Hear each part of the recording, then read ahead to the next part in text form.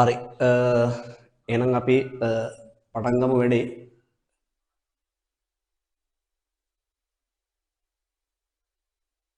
හරි එහෙනම් මේ වැඩේ ඇත්තටම මේ 20යි 26 දරුවන් වෙනින් පටන් ගත්ත වැඩක්.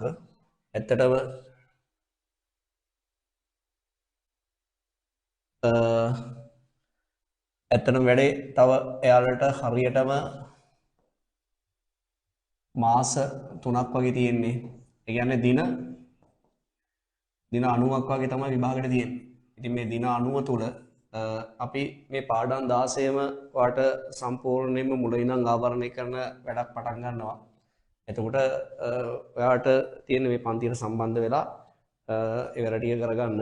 ඉතින් අපිට හරියටම මාස 3ක් වගේ කාලයක් තමයි තියෙන්නේ.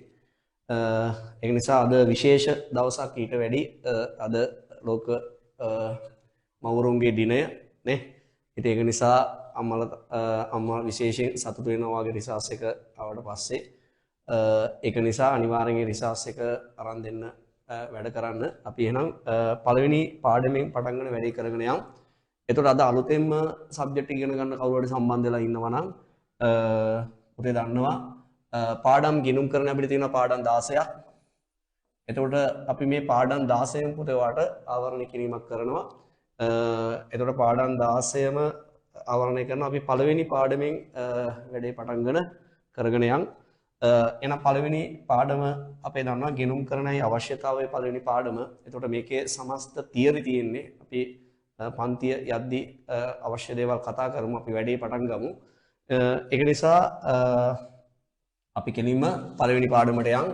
ඔයාලට පුතේ මේ පළවෙනි පාඩමට අදාළ අපි ෂෝට් නෝට් එකක් හදලා ඔයාලට දෙනවා. ඉතින් ඒ ෂෝට් නෝට් එක අරගෙන ඔයාලට විභාගයට යද්දී ඒක බලා ගන්න පුළුවන් මේ අඩු කාලයක් තියෙන නිසා. ඒක නිසා අපි පළවෙනි පාඩමට යමු. පළවෙනි පාඩමේ පළවෙනි පාඩම අපේ සබ්ජෙක්ට් එක accounting ගිණුම් කරණය. එතකොට පළවෙනි පාඩමේ නම පුතේ ගිණුම් කරණයේ අවශ්‍යතාවය. ගිණුම් කරණයේ අවශ්‍යතාවය පළවෙනි පාඩමේ නම. එතකොට සාමාන්‍යයෙන් ඕනිම විෂයක පුතේ ඕනිමක විෂයක අරමුණක් තියෙනවා. එතකොට අපි මේකේ ගමු ගිණුම් කරණයේ අරමුණනේ. ගිණුම් කරණයේ අරමුණ. එහෙනම් සාමාන්‍යයෙන් ගත්තොත් පුතේ මේ ව්‍යාපාර අධ්‍යයනය වගේ විෂයන් වල ගිණුම් කරණයේ අරමුණු සහ පරමාර්ථ වෙනස් වෙනවා. හැබැයි මේ ගිණුම් කරණය කියන විෂය පුතේ ගත්තොත් මේ අරමුණු සහ පරමාර්ථ කියන දෙකම එකයි. අරමුණු සහ පරමාර්ථ කියන කොටස් දෙකම එකක් තමයි පුතේ මෙතනදී කියන්නේ ගිණුම් කරණයේ මූලික අරමුණ හා පරමාර්ථය. එහෙනම් පුතේ ගිණුම් කරණයේ අරමුණ වෙන්නේ මොකද්ද? ගිණුම් කරණයේ අරමුණ වෙන්නේ ගිණුම් කරණ කියන්නේ මෙන්න මෙහෙම එකක් පුතේ. දැන් සාමාන්‍යයෙන් අපිට ගිණුම් කරණය කියලා කියන්නේ මොකද්ද? ගිණුම් කරණය කියලා කියන්නේ පුතේ ව්‍යාපාර ඒකකයක් තියෙනවානේ. ව්‍යාපාර ඒකකයක් තියෙනවා. ඒ ව්‍යාපාර ඒකකේ ඇල්මැති පාර්ශව ඉන්නවා නේ. ඇල්මැති පාර්ශව. පුතේ කවුද මේ ඇල්මැති පාර්ශව ඉන්නේ? ව්‍යාපාරයේ ඇල්මැති පාර්ශව ඉන්නවා පුතේ. එක්කෙනෙක් තමයි මේ ව්‍යාපාරයේ අයිතිකරුනේ. අයිතිකරු. ඊට පස්සේ ගත්තොත් මේක කළමනාකරු ඉන්නවානේ. කළමනාකරු. ඊට පස්සේ මේක ඉන්නවා සේවකයා. ඊට පස්සේ ගත්තොත් රජය ඉන්නවා. ඊට පස්සේ ගත්තොත් පුතේ තව ඉන්නවා ගනුදෙනුකරුවෝ. එහෙම මේ ව්‍යාපාර ඒකකයේ සම්බන්ධ මේ බිස්නස් එක සම්බන්ධ ව්‍යාපාරික සහ ඇල්මැති පාර්ශව ගොඩක් ඉන්නවා. ඒතකොට ගත්තොත් පුතේ මේ ඇල්මැති පාර්ශවයන්ට පුතේ මෙන්න මේ ව්‍යාපාර ඒකකයේ සම්බන්ධව ඇල්මැති පාර්ශවයන්ට මේ ව්‍යාපාර ඒකකයේ සම්බන්ධව මෙන්න මේ ව්‍යාපාරයේ සම්බන්ධව ආර්ථික තීරණ ගන්න නේ. ආර්ථික තීරණ ගන්න පුතේ තොරතුරු සැපයීමක් නේ. තොරතුරු සැපයීමේ ක්‍රියාවලියකට අපි කියනවා පුතේ මොකද්ද? එතන මූල්‍ය වෙන්නත් පුළුවන්, මූල්‍ය නොවන වෙන්නත් පුළුවන්. නියමයකට කියනවා පුතේ මොකද්ද? ගිණුම් කරණය කියලා. එහෙනම් මට කියන්නකෝ ගිණුම් කරණය කියන්නේ මොකද්ද? අපේ විෂය ගිණුම් කරණය. එහෙනම් ගිණුම් කරණය කියන්නේ මොකද්ද? ව්‍යාපාර ඒකකයක් තියෙනවා. ඒ ව්‍යාපාර ඒකකේ පුතේ ඇල්මැති පාර්ශව ඉන්නවා. ඒ ඇල්මැති පාර්ශවයන්ට ආර්ථික තීරණ ගන්න මෙන්න මේ තොරතුරු සැපයීමනේ. තොරතුරු සැපයීමේ සමස්ත ක්‍රියාවලිය අපි කියන පුතේ ගිණුම් කරණය. මෙතනදී මේ තොරතුරු සපයද්දී අපි මූල්‍ය තොරතුරු සපයනවා, මූල්‍ය නොවන තොරතුරු සපයනවා නේ. එහෙනම් පුතේ ගිණුම්කරණය කියන්නේ මොකද්ද? ඕනනම් පොඩි ෂෝට් එකක් දාගන්න පුතේ. ගිණුම්කරණය කියන්නේ මොකද්ද? නේ මෙතනදී ඔයාට වෙන්න ඕනේ අඩු කාලයක් තුළ මේ විෂය සමස්ත ටික මතක් කරගන්න එක. එහෙනම් අපි ඉස්සෙල්ලා අපේ විෂය ගිණුම්කරණය. එහෙනම් ගිණුම්කරණය මොකද්ද කියලා අපි ඉගෙන ගන්න. එහෙනම් ගිණුම්කරණය කියන්නේ පුතේ මොකද්ද? ව්‍යාපාර ඒකකයේ ඇල්මැති පාර්ශවයන්ට ආර්ථික තීරණ ගැනීම සඳහා තොරතුරු සැපීමේ සමස්ත ක්‍රියාවලියකට අපි කියන පුතේ ගිණුම්කරණය. එහෙනම් අපි බලමු ගිණුම්කරණය කියන්නේ මොකද්ද කියලා. එහෙනම් කියනවා ගිණුම්කරණයේ මූලික අරමුණ පරමාර්ථය සහ කාර්යභාරය. ඒකට තමයි ගිණුම්කරණය කියලා කියන්නේ. එහෙනම් ගිණුම්කරණය කියන්නේ මොකද්ද කියලා බලන්න පුතේ ගිණුම්කරණය. වර්තන ගිණුම්කරණයේ මූලික අරමුණ පරමාර්ථ සහ කාර්යභාරය. එහෙනම් ගිණුම්කරණ ඒකකය නැතිනම් ව්‍යාපාර ඒකකයේ ඇල්මැති පාර්ශවයන්ට නේ. එහෙනම් මෙන්න තියෙනවා ව්‍යාපාර ඒකකය. එහෙනම් ව්‍යාපාර ඒකකයේ ඇල්මැති පාර්ශව ටිකක් ඉන්නවනේ. ඇල්මැති පාර්ශව. නේ ඇල්මැති පාර්ශව කවුද ඇල්මැති පාර්ශව පුතේ? අයිතිකරුවෝ, කළමනාකරුවෝ, සේවකයෝ. මෙන්න මේ කට්ටියට පුතේ තීරණ ගන්න මේ වැදගත් පුතේ තීරණ ගන්න. හැමතිස්සෙම ගිණුම්කරණේ වැදගත් වෙන්නේ මොනවා කරන්නද? මේ තීරණ ගැනීම සඳහා නේ. තීරණ ගැනීම සඳහා මූල්‍ය සහ මූල්‍ය නොවන තොරතුරු සැපීමට අපි කියනවා පුතේ මොකද්ද? මේ ගිණුම්කරණේ නේ. එහෙනම් ගිණුම්කරණේ ප්‍රධාන අරමුණ වෙන්නේ පුතේ මොකද්ද? ගිණුම්කරණ ඒකකේ නැතිනම් ව්‍යාපාර ඒකකේ ඇල්මැති පාර්ශවයන්ට තීරණ ගැනීම සඳහා මූල්‍ය සහ මූල්‍ය නොවන තොරතුරු සැපීමට අපි කියනවා පුතේ මොකද්ද? ගිණුම්කරණේ. එහෙනම් අනිවාර්යයෙන් පුතේ ගිණුම්කරණ විෂය මේ අරමුණ අපේ අහනවා. එහෙනම් ගිණුම්කරණය කියන්නේ පුතේ ගිණුම්කරණ ඒකකේ නැතිනම් ව්‍යාපාරික ඇල්මැති පාර්ශවයන්ට තීරණ ගැනීම සඳහා මූල්‍ය සහ මූල්‍ය නොවන තොරතුරු සැපීම. ඊට පස්සේ අපි විෂය පුතේ කියනවා දැන් අපි ඉගෙන ගත්තා මේ ව්‍යාපාර ඒකකයක්. මේ ව්‍යාපාර ඒකකයක් වෙනුවෙන් පුතේ ගිණුම්ගත කරද්දී ඒක ගිණුම්කරණ ඒකකයක් බවට පත් වෙනවා. එහෙනම් අපිට අවශ්‍යයි පුතේ විෂය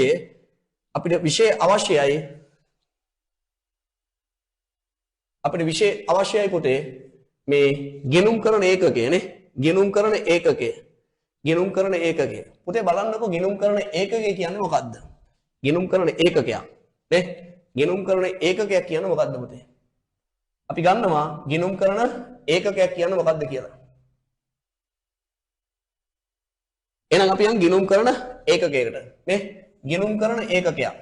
ගිණුම්කරණ ඒකකයක් කියලා කියන පුතේ අපි ගිණුම් තියීම සඳහා පදනම් කරගන්න යම් නිශ්චිත පුද්ගලයෙක් වෙන්න පුළුවන් නේ. ඒ කියන්නේ ගිණුම්කරණය සඳහා පදනම් කරගන්න ඕනිම දෙයකට කියනවා අපි මොකද්ද ගිණුම්කරණ ඒකකයක් කියලා කියනවා.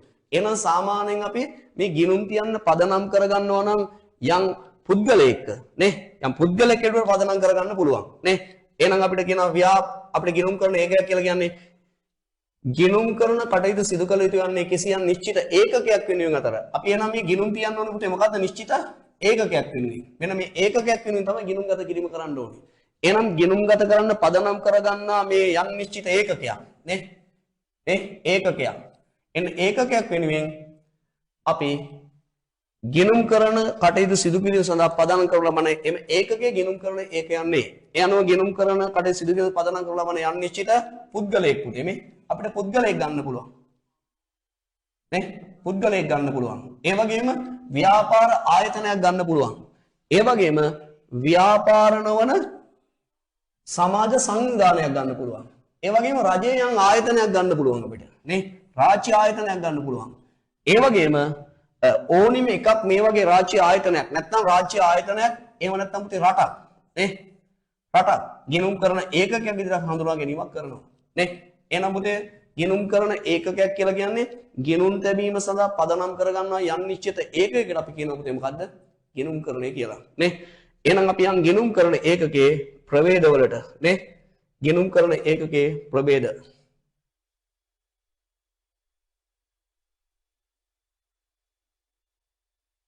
ගිණුම් කරන ඒකකයේ ප්‍රභේද ටිකට යනවා. පුතේ වැඩේ ඇහෙනවද? ක්ලියර්ද? මොනවාරි ප්‍රශ්න තියෙනවද? මේ දවස්වල වැස්සත් එක්ක සිග්නල් ප්‍රශ්න මොනවාරි තියෙන්න පුළුවන්. වට ඇහෙනවද? වැඩේ චුට්ටක් බලන්න. chat එකට දාන්න. වැඩේ ඇහෙනවද? කින්නවන්ද කියලා විස්තර පොඩ්ඩක් දාන්න.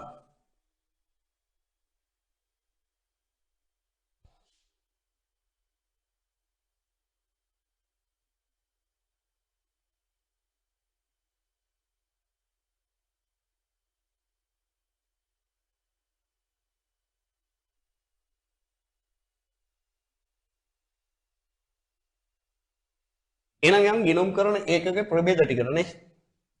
ගිණුම් කරන ඒකකයේ ප්‍රභේද. එහෙනම් සාමාන්‍යයෙන් අපි ගිණුම් තියන්න පදනම් කරගන්න ඒකක යනවා පුතේ. ගිණුම් කරන ඒකකයේ ප්‍රභේද තියෙනවා පහක් පුතේ. අපි ගිණුම් තියන්න පදනම් කරගන්නවනේ යම් නිශ්චිත පුද්ගලයක. මේකට අපි කියනවා පුතේ මොන ගිණුම් කරන්නේද? පුද්ගල ගිණුම් කරන්නේ. එහෙනම් ගිණුම් තියන්න පදනම් කරගන්න යම් නිශ්චිත පුද්ගලයෙක් නම් අපි ඒකට කියනවා පුතේ මොකද්ද? පුද්ගල ගිණුම් කරන්නේ නේ. මේ පුද්ගල ගිණුම් කරන්නේ. එහෙනම් ගිණුම් තියන්න පදනම් කරන යම් නිශ්චිත පුද්ගලයෙක් ඉන්නවනේ පුද්ගල ගිණුම් කරන කියලා හඳුන්වනවා. නම් කිසියම් පුද්ගලයෙක් වෙනුවෙන් ගිණුම් කරන කට සිදු කිරීම පුද්ගල ගිණුම් කරන යන්නෙන් අදහසේ අපිට උදාහරණයක් විදිහට ගන්න පුළුවන් ලංකාවේ හොඳ හිටිය ක්‍රිකට් ක්‍රීඩකයෙක් කුමාර සංගක්කාර නේ. එහෙනම් කුමාර සංගක්කාර මහතා වෙනුවෙන් ගිණුම් තියපොත් මේකට කියන පුතේ මොකද්ද? පුද්ගල ගිණුම් කරණය. පුද්ගල ගිණුම් කරණය. පුද්ගල ගිණුම් කරණය.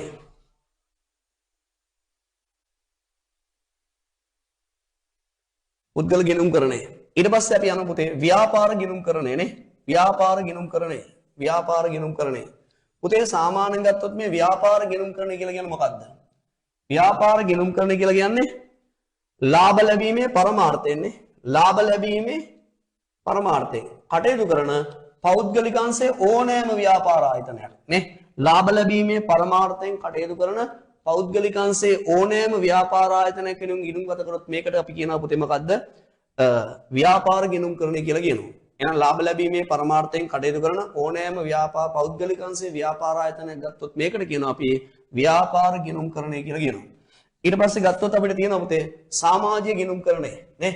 සමාජීය ගිණුම් කරණය. සමාජීය ගිණුම් කරණය.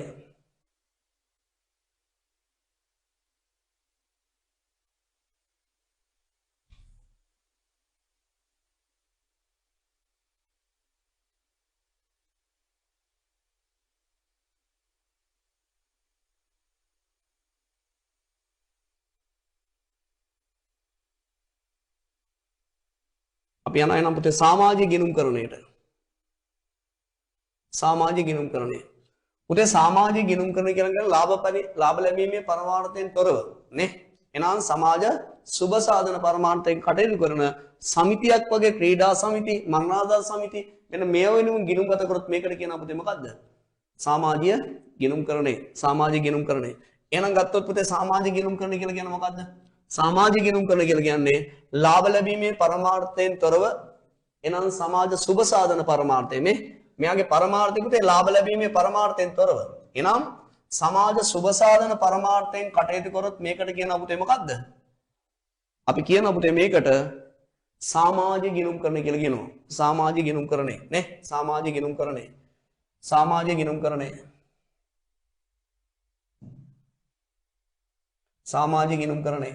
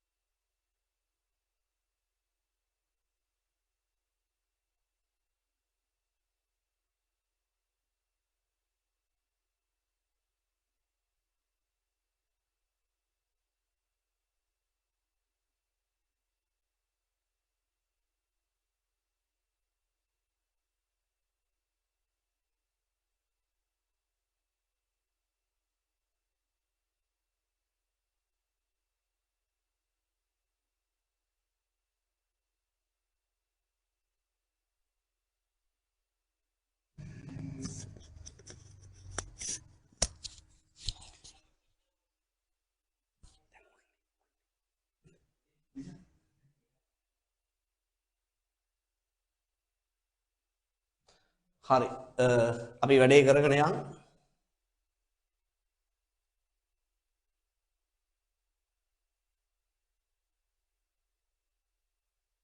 එහෙනම් අපි ඉතින් සමාජීය ගිණුම් කරන්නේ සමාජීය ගිණුම් කරන්නේ. හරි. අපි යමු රාජ්‍ය ගිණුම් කරන්නේ. ඉතින් රාජ්‍ය ගිණුම් කරන කියලා කියන්නේ රජයේ ව්‍යාපාර ආයතනයක් වෙනුවෙන් ගිණුම් ගත කරොත් මේකට කියන අපිට මොකද්ද? රාජ්‍ය ගිණුම් කරන්නේ. ඒ කියන්නේ සාමාන්‍යයෙන් ගත්තොත් අධ්‍යාපන දෙපාර්තමේන්තුව, ක්‍රීඩා අමාත්‍යාංශය, නේ? ඒ වගේම සෞඛ්‍ය අමාත්‍යාංශය, නේ? ඒ වගේම ලංගම, ඒ වගේම khනිජ තෙල් නීතික සංස්ථාව, අන්න ඒ වගේ රජයේ ඕනිම ආයතනයක් වෙනුවෙන් ගිණුම් ගත කරොත් අපි ඒකට කියනවා පුතේ මොකද්ද? ඒකට අපි කියනවා රාජ්‍ය ගිණුම් කරන්නේ නේ. එනම් රාජ්‍යාංශයට අයත් කිසියම් ආයතනයක අදාළව එනම් රාජ්‍ය සංස්ථාවක රාජ්‍ය දෙපාර්තමේන්තුවට අදාළව සිදු කරන අපේ ගිණුම් තැබීමේ කටයුතු අපි හඳුනා ගැනීමක් කරන පුතේ මොන ගිණුම් කරන්නේද? රාජ්‍ය ගිණුම් කරන්නේ විදියට නේ. රාජ්‍ය ගිණුම් කරන්නේ විදියට නේ. රාජ්‍ය ගිණුම් කරන්නේ. රාජ්‍ය ගිණුම් කරන්නේ.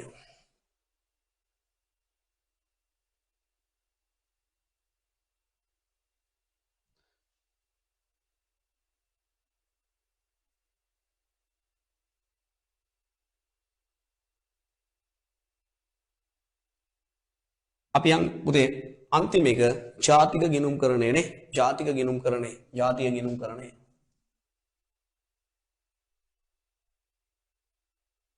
ජාතික ගිණුම් කරන්නේ.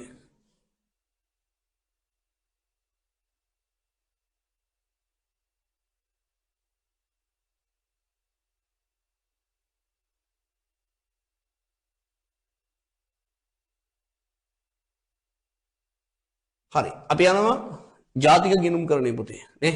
ජාතික ගිණුම් කරන්නේ. පුතේ යම්කිසි රටක් වෙනුවෙන්, ඒ කියන්නේ ශ්‍රී ලංකාව කියන රට වෙනුවෙන්, නැත්නම් ඉන්දියාව කියන රට වෙනුවෙන්, එහෙනම් යම් රටක් වෙනුවෙන් ගිණුම් ගත කරොත් මේකට අපි කියනවා පුතේ මොන ගිණුම් කරන්නේද? ජාතික ගිණුම් කරණය. එහෙනම් පුතේ බලන්න ජාතික ගිණුම් කරණය යනු කිසියම් රටක් නැතිනම් කිසියම් රාජ්‍යයට අදාළව සිදු කරන අපේ ගිණුම් තැබීමේ කටයුතු අපි ජාතික ගිණුම් කරණය ගන්නෙන් අදහස් වේ. එහෙනම් ශ්‍රී ලංකාව රාජ්‍ය වෙනුවෙන් ශ්‍රී ලංකා මහ බැංකුව ගිණුම් තැබීමක් කරන පුතේ මේකට කියනවා පුතේ මොකද්ද? ජාතික ගිණුම් කරණය. එහෙනම් අපි දැන් මෙතනදී අපි ඉගෙන ගත්තා ගිණුම් කරණය කියන්නේ මොකක්ද ඉගෙන ගත්තා. එහෙනම් මට චුට්ටක් මතක් කරන්නකෝ අන්තිම වතාවට පුතේ මේ ගිණුම් කරණය කියන්නේ මොකක්ද? ගිණුම් කරණය කියන්නේ මොකක්ද? ගිණුම් කරණය කියලා කියන්නේ ව්‍යාපාර ඒකකයක් තියෙනවා. ව්‍යාපාර ඒකකයක් තියෙනවා. මේකට අපි කියනවා පුතේ මොකද්ද? බිස්නස් එකක් කියලා. නේ? එහෙනම් මේ ව්‍යාපාර ඒකකයේ පුතේ ඉන්නවා කවුද? ඇල්මැති පාර්ශවයන්ට. එහෙනම් මේ ව්‍යාපාර ඒකකයේ සම්බන්ධව පුතේ තොරතුරු සපයනවා. තොරතුරු. නේ? ව්‍යාපාර ඒකකයේ සම්බන්ධව තොරතුරු සපයනවා. කාටද පුතේ මේ තොරතුරු සපයන්නේ? ඇල්මැති පාර්ශවයන්ට. කාටද? ඇල්මැති පාර්ශවයන්ට. එහෙනම් මෙන්න මේ තොරතුරු සපයන සමස්ත ක්‍රියාවලියකට අපි කියන ගිණුම් කරන්නේ. ඒක නිසා මොකද මේ ගිණුම් කරන කියන විෂය අපි ව්‍යාපාරයේ ඉන්න ඇල්මැති පාර්ශවයන්ට කතා කරන භාෂාව විදිහට අපි ඉගෙන ගන්නවා. එහෙනම් මේකට කියනවා පුතේ මොකද්ද? ව්‍යාපාරික භාෂාව. එහෙනම් ගිණුම් කරනට කියනවා පුතේ ව්‍යාපාරික භාෂාව කියලා කියනවා. හරි. එහෙනම් අපි ඉගෙන ගත්ත පුතේ ගිණුම් කරන ඒකකයේ ප්‍රභේද. එහෙනම් ගිණුම් කරන ඒකකයේ ප්‍රභේද පහක් ඉගෙන ගත්තා. පොඩ්ඩක් මතක් කරගත්තොත් පුතේ ගිණුම් කරන එකේ ප්‍රභේද පහ. එක පුතේ මොකද්ද? පුද්ගල ගිණුම් කරණය. ඊට පස්සේ ඒ කියන්නේ පුද්ගලයෙකුගෙන් ගිණුම් ගතකොට ඒකට කියනවා පුතේ මොකද්ද? පුද්ගල ගිණුම් කරණය. ඊට පස්සේ ගත්තොත් පුතේ අපි ඉගෙන ගත්තා ව්‍යාපාර ගිණුම් කරණය. මොකද්ද ව්‍යාපාර ගිණුම් කරණය කියන්නේ? යම්කිසි පෞද්ගලිකංශයේ ලාභ ලැබීමේ පරමාර්ථයෙන් කටයුතු කරන ව්‍යාපාරයක් වෙනුවෙන් ගිණුම් ගතකොට මේකට කියනවා පුතේ මොකද්ද? ව්‍යාපාර ගිණුම් කරණය. ඊට පස්සේ අපි ඉගෙන ගත්තා සමාජ ගිණුම් කරණය. ඒ කියන්නේ ලාභ ලැබීමේ පරමාර්ථයෙන් තොරව එනම් සමාජ සුබ සාධන පරමාර්ථයෙන් කටයුතු කරන සමිතියක් වෙනුවෙන් ගිණුම් ගත කරොත් ඒකට කියනවා අපි මොකද්ද පුතේ? සමාජීය ගිණුම් කරණය. ඊට පස්සේ අපි ඉගෙනගත්තා රාජ්‍ය ගිණුම් කරණය. යම්කිසි රටක් වෙනුවෙන් ගිණුම් ගත කරොත් මේකට කියනවා පුතේ අපි මොකද්ද? රාජ්‍ය ගිණුම් කරණය නේ. එහෙනම් රාජ්‍ය ගිණුම් කරණය කියන යම් රජය ආයතන ගිණුම් ගත කරොත් මේකට කියනවා පුතේ මොකද්ද? රාජ්‍ය ගිණුම් කරණය. යම් රටක් වෙනුවෙන් ගිණුම් ගත කරොත් ඒකට කියනවා පුතේ මොකද්ද? ජාතික ගිණුම් කරණය. හරි. අපි ඉගෙන ගත්තේ ඒ ටික. ගිණුම් කරණය කියන්නේ මොකක්ද ඉගෙන ගත්තා. ගිණුම් කරන ඒකකය කියන්නේ මොකක්ද කියලා ඉගෙන ගත්තා. ගිණුම් කරන ඒකකයේ ප්‍රභේද ඉගෙන ගත්තා. එහෙනම් එතනින් ඉස්සරහට යන්න පුතේ අපි ඉස්සරහට යන්න තොරතුරු නේ. තොරතුරු. දැන් සාමාන්‍යයෙන් අපි ගිණුම් කරණයේ පුතේ වැදගත් වෙන්නේ දැන් ඔයා නිර්වචන ඉගෙන ගත්තානේ. නිර්වචනයේ තිබ්බා තොරතුරු කියලා නේ. එහෙනම් නිර්වචන තිබ්බ තොරතුරු. එහෙනම් ඇල්මැති පාර්ශවයන්ට ආර්ථික තීරණ ගැනීම සඳහා තොරතුරු සැපයීම තමයි ගිණුම් කරන කියලා කියන්නේ. එහෙනම් ගිණුම් කරන නිර්වචනයේ ඇතුලේ තිබ්බ පුතේ මොනවාද? ගිණුම් කරන නිර්වචන ඇතුලේ තිබ්බ මේ තොරතුරු කතාව. මේ තොරතුරු සාමාන්‍යයෙන් ගිණුම් කරන මේ තොරතුරුට අපි කියනවා පුතේ විඤ්ඤාපන කියලා කියනවා. ගිණුම් කරන විඤ්ඤාපන නේ ගිණුම් කරන තොරතුරු නැත්තම් ඉන්ෆෝමේෂන් නේ ගිණුම් කරන තොරතුරු. එහෙනම් පුතේ අපිට වැදගත් වෙන්නේ ගිණුම් කරන ඒකකෙහිවත් ව්‍යාපාර ඒකකයේ තොරතුරු. එහෙනම් සාමාන්‍යයෙන් අපිට මෙතනදී වැදගත් වෙනවා පුතේ ව්‍යාපාර ඒකකයේ තොරතුරු ටික නේ. ව්‍යාපාර ඒකකයේ තොරතුරු ටික. එහෙනම් මේ බලන්න. ව්‍යාපාර ඒකකයේ තොරතුරු ටික පුතේ. නේ? ව්‍යාපාර ඒකකයේ. එහෙනම් අපිට ගන්නවා මෙතනින් පුතේ ව්‍යාපාරික තොරතුරු. මෙන්න ව්‍යාපාරික තොරතුරු තියෙනවා. එහෙනම් ගිණුම් කරන්නේ තොරතුරු ලෙස වර්ග කරනුවේ ව්‍යාපාර ආයතන දාල තොරතුරු. ඒකට හේතුව අපි ගිණුම්ගත කරන්නේ ව්‍යාපාර වෙනුවෙන්. ඩයලොග් ව්‍යාපාර ගත්තොත් එයා වෙනුවෙන්. යුනිලීවර් ගත්තොත් එයා වෙනුවෙන්. ශ්‍රීගර් ශ්‍රී ලංකා ගත්තොත් එයා වෙනුවෙන්. අබාන්සේ ගත්තොත් එයා වෙනුවෙන්. එහෙනම් අපි ඒ ගිණුම් තියන ව්‍යාපාරයට අපි කියනවා පුතේ ව්‍යාපාර ඒකකය. එහෙනම් මේ ගිණුම් තියන්න අපිට වැදගත් වෙන මේ ලෝකයේ තියෙන තොරතුරු නෙවෙයි. එහෙනම් අපිට වැදගත් වෙන්නේ පුතේ මොන තොරතුරුද? ව්‍යාපාරික තොරතුරු. එහෙනම් මේ ව්‍යාපාරික තොරතුරු අපි ව්‍යාපාරික තොරතුරු ගත්තොත් මේ ව්‍යාපාරික තොරතුරු නැවත කොටස් වලට කඩනවා පුතේ මොනවාද? ප්‍රමාණාත්මක තොරතුරු සහ ප්‍රමාණාත්මක නොවන. ඒ වගේම අපි ගන්නවා පුතේ මූල්‍ය තොරතුරු සහ මූල්‍ය නොවන තොරතුරු නේ. එහෙනම් මේ මූල්‍ය තොරතුරු නැවත කොටස් වලට කැඩෙනවා පුතේ. අපි ගන්නවා ගිණුම් කරන තොරතුරු විදිහට ගන්නවා නේ. එහෙනම් අපිට වැදගත් වෙන පුතේ තොරතුරු වර්ග කිරීම. තොරතුරු වර්ග කිරීම මෙන්න තොරතුරු ව්‍යාපාරික තොරතුරු පුතේ වර්ග කරලා තියෙනවා නේ. ව්‍යාපාරික තොරතුරු වර්ග කිරීමක් කරලා තියෙනවා. මේ බලන්න. එහෙනම් ව්‍යාපාරික තොරතුරු පුතේ කොටස් දෙකකට කඩලා තියෙනවා පුතේ මොනවාද? ප්‍රමාණාත්මක තොරතුරු සහ ප්‍රමාණාත්මක නොවන නේ. මේ ප්‍රමාණාත්මක තොරතුරු පුතේ නැවත කොටස් දෙකකට කඩලා තියෙනවා. මූල්‍ය තොරතුරු සහ මූල්‍ය නොවන තොරතුරු නේ. එහෙනම් මූල්‍ය තොරතුරු අපි කියන පුතේ ගිණුම් කරන තොරතුරු. එහෙම වෙන්න හේතුවක් තියෙනවා. එහෙනම් අපේ තියෙන මූල්‍ය ගිණුම් කරන්නේ සහ කලමනාකරණ ගිණුම් කරන්නේ නේ. කලමනාකරණ ගිණුම් කරන්නේ. එහෙනම් මේ ගිණුම් කරන මූල්‍ය තොරතුරු ගිණුම් කරන තොරතුරුන හේතුව පුතේ ගත්තොත් සාමාන්‍ය ව්‍යාපාරික තොරතුරු තියෙනවනේ. ඒ ව්‍යාපාරික තොරතුරු වල ප්‍රමාණාත්මක තොරතුරු කියන්නේ මොනවාද? පුතේ සාමාන්‍යයෙන් ප්‍රමාණාත්මක තොරතුරු කියන්නේ මෙන්න මෙහෙම එකට නේ. ප්‍රමාණාත්මක තොරතුරු කියන්නේ මෙහෙම එකට. සාමාන්‍යයෙන් ව්‍යාපාරයේ තියෙනවනේ පුතේ මේ අපිට තියෙනවා මේ ව්‍යාපාරයේ තොරතුරු තියෙනවා පුතේ මේ සමහරක්කව සංඛ්‍යාත්මක කියන්න පුළුවන් නේ. සංඛ්‍යාත්මක කියන්න පුළුවන් නේ. ව්‍යාපාර තොරතුරු සංඛ්‍යාත්මක කියන්න පුළුවන්. ඒ වගේම සමහරක් තොරතුරු තියෙනවා පුතේ අපිට කියන්න පුළුවන් මූල්‍ය අගයන් වලින් නේ. මූල්‍ය අගයන් වලින් කියන්න පුළුවන්. එහෙනම් බලන්න කියන්න පුතේ ප්‍රමාණාත්මක ව්‍යාපාරික ප්‍රමාණාත්මක තොරතුරු කියන්නේ මොනවාද? සංඛ්‍යාත්මක අගයන්ගෙන් සහ මූල්‍ය අගයන් වලින් කියන්න පුළුවන් ව්‍යාපාරික තොරතුරු කියන අපිට මොකක්ද අපි? ප්‍රමාණාත්මක තොරතුරු. එහෙනම් මට කියන්න ව්‍යාපාරික ප්‍රමාණාත්මක තොරතුරු වලට පුතේ මොනවාද? සංඛ්‍යාත්මක කියන්න පුළුවන් ඒවා පුතේ මොනවාද? සංඛ්‍යාත්මක කියන්න පුළුවන් අපි සේවක සංඛ්‍යාව නේ. සේවකයෝ ඉන්නවා 100ක් 50ක් 60ක්.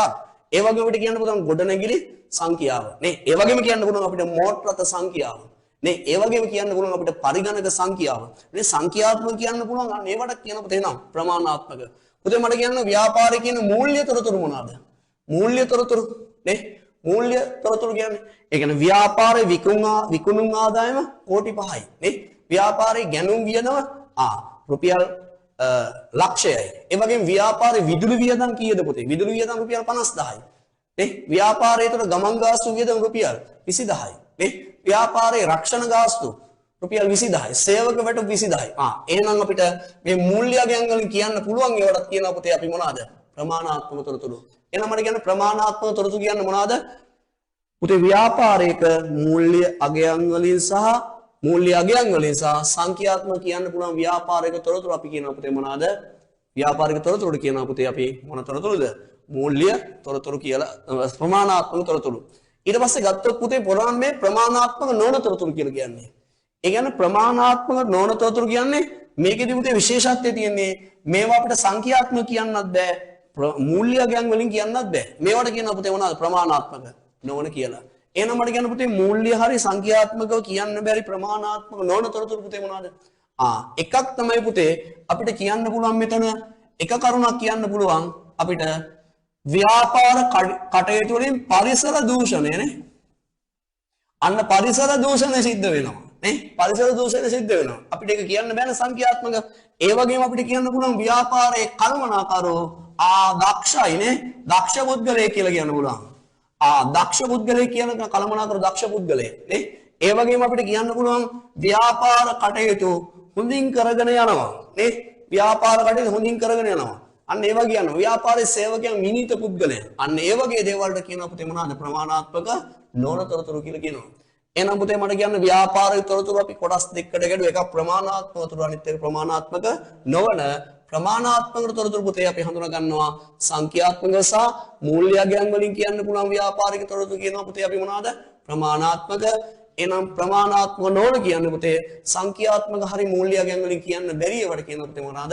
අපි කියනවා ප්‍රමාණාත්මක නොවන නේ. ප්‍රමාණාත්මක නොවන. එහෙනම් අපි එතනින් ඉස්සරහට යන් අපි නැවත පුතේ මෙන්න මේ ප්‍රමාණාත්මක තොරතුරු නැවත කඩනවා කොටස්. නැවත කඩනවා කොටස්. අන්න ප්‍රමාණාත්මක නොවන තොරතුරු නැවත කොටස් දෙකකට කඩනවා. එකක් තමයි පුතේ එකක් තමයි මූල්‍ය තොරතුරු නේ. එකක් තමයි පුතේ මූල්‍ය තොරතුරු. මූල්‍ය. අනිත් එක මූල්‍ය නොවන. එහෙනම් දන්නවා පුතේ මූල්‍ය තොරතුරු කියන්නේ ව්‍යාපාරයේ තියෙන තොරතුරුයි මුදලින් මනින්න පුළුවන් තොරතුරු කියන අපි මොනවාද පුතේ? මූල්‍ය තොරතුරු නේ. එහෙම මනින්න බැරි ටිකට කියනවා පුතේ මොනවාද? මූල්‍ය නොවන තොරතුරු. එහෙනම් මට කියන්න පුතේ මූල්‍ය තොරතුරු ගත්තොත් මේ ව්‍යාපාරයේ මුදලින් කියන්න පුළුවන් ඕනිම එකට කියන මූල්‍ය තොරතුරු නේ. එහෙනම් ව්‍යාපාරයේ මුදලින් කියන්න බැරි එහෙනම් ඒ සියලුම දේවල් වලට අපි කියනවා පුතේ මූල්‍ය නොවන තොරතුරු කියලා නේ. මූල්‍ය නොවන තොරතුරු. එහෙනම් පුතේ මෙතනදී අපිට ගෙනුම් කරන මේ සංකල්ප වල බලපෑමක් තියෙනවා. ගෙනුම් කරන සංකල්ප. මේ ගෙනුම් කරන සංකල්ප වල අපිට ඇවිල්ලා කියනවා පුතේ මෙන්න මෙහෙම කතාවක් කියනවා. හරිනේ. ගෙනුම් කරන සංකල්ප වල කියනවා පුතේ මූල්‍ය මිනුම් සංකල්පය. නේ මූල්‍ය මිනුම් සංකල්පය. එහෙනම් ඔයාලට කියනවා මේ මූල්‍ය මිනුම් සංකල්පේ ඇවිල්ලා කියනවා පුතේ ව්‍යාපාරයේ තියෙන මූල්‍ය තොරතුරු. ඔයා ඒ කියන්නේ මූල්‍ය තොරතුරු ටික පුතේ මේ ගිනුම් කරන තොරතුරු බවට පත් කරනවා. එහෙනම් මූල්‍ය තොරතුරු ගිනුම් කරන තොරතුරු බවට පත් කරන සංකල්පය පුතේ මොකද්ද? මූල්‍ය මිනුම් සංකල්පය. මොකද්ද පුතේ සංකල්පය? මූල්‍ය මිනුම් සංකල්පය. මූල්‍ය මිනුම් සංකල්පය. මූල්‍ය මිනුම් සංකල්පය. එහෙනම් මට කියන්න ව්‍යාපාරයේ තියෙන මූල්‍ය තොරතුරු ගිනුම් කරන තොරතුරු බවට පත් කරන සංකල්පයට අපි කියනවා පුතේ මොකද්ද? මූල්‍ය මිනුම් සංකල්පය නේ. මූල්‍ය මිනුම් සංකල්පය කියලා කියනවා නේ. මූල්‍ය මිනුම් සංකල්පය. එහෙනම් අපි ඉගෙන ගත්ත පුතේ ඔන්න සංකල්පයක් ව්‍යාපාරයේ තියෙන මූල්‍ය තොරතුරු ගිනුම් කරන තොරතුරු බවට පත් කරන කියන පුතේ මොන සංකල්පයෙන්ද? මූල්‍ය මිනුම් සංකල්පයෙන්. එහෙනම් අපිට මූල්‍ය ගිනුම් කරන සංකල්ප කියලා අපේ පස්වෙනි පාඩම ඒකත් අපි එක දවසේ ඉවර කරනවා. එහෙනම් මේ පස්වෙනි පාඩමේ අපිට කියනවා පුතේ මුදලින් මනින්න පුළුවන් ඒවා ගිනුම් කරන තොරතුරු බවට පත් කරන්න කියලා කියන පුතේ සංකල්පයක්. මේකට කියනවා පුතේ මොනවාද? මූල්‍ය මිනුම් සංකල්පය නේ. එහෙනම් මේ බලන්නකෝ මෙතනින් ඉස්සරහට ගියොත් පුතේ මේ ගිනුම් කරන තොරතුරු මූල්‍ය නොවන තොරතුරු. මූල්‍ය නොවන තොරතුරු කියන්නේ පුතේ මොනවාද? ව්‍යාපාරයේ මුදලින් මනින්න බැරි සංඛ්‍යාත්මක කියන්න පුළුවන් නේ. මොනවාද? සේවක සංඛ්‍යාව, ගොඩනැගිලි සංඛ්‍යාව, මෝට්ටර් රථ සංඛ්‍යාව. අන්න මේ වගේ දේවල් වලට කියනවා පුතේ මොනවාද? මූල්‍ය නොවන තොරතුරු කියලා කියනවා. එහෙනම් අපිට වැදගත් වෙන්න පුතේ දැන් අපි ඉගෙන ගන්න ගිනුම් කරනේනේ. එහෙනම් අපිට වැදගත් වෙන්නේ මොන තොරතුරුද? ව්‍යාපාරයේ තියෙන අපිට වැදගත් වෙනවා පුතේ මොන තොරතුරු ටිකද?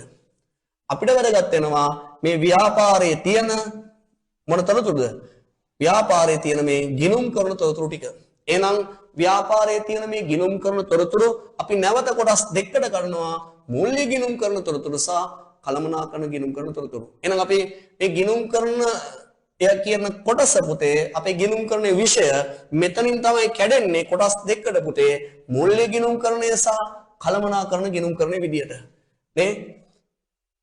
මූල්‍ය ගිනුම් කරණය සහ කළමනාකරන ගිනුම් කරන විදියට කැඩෙනවා පුතේ. මේ බලන්නකෝ මෙතනදී අපිට මේ ඔයාගේ තියෙන පාඩම් 16ක්. ඒ කියන්නේ ගිනුම් කරණය ගත්තොත් ඒ ගිනුම් කරණේ තියෙන පාඩම් 16ක්.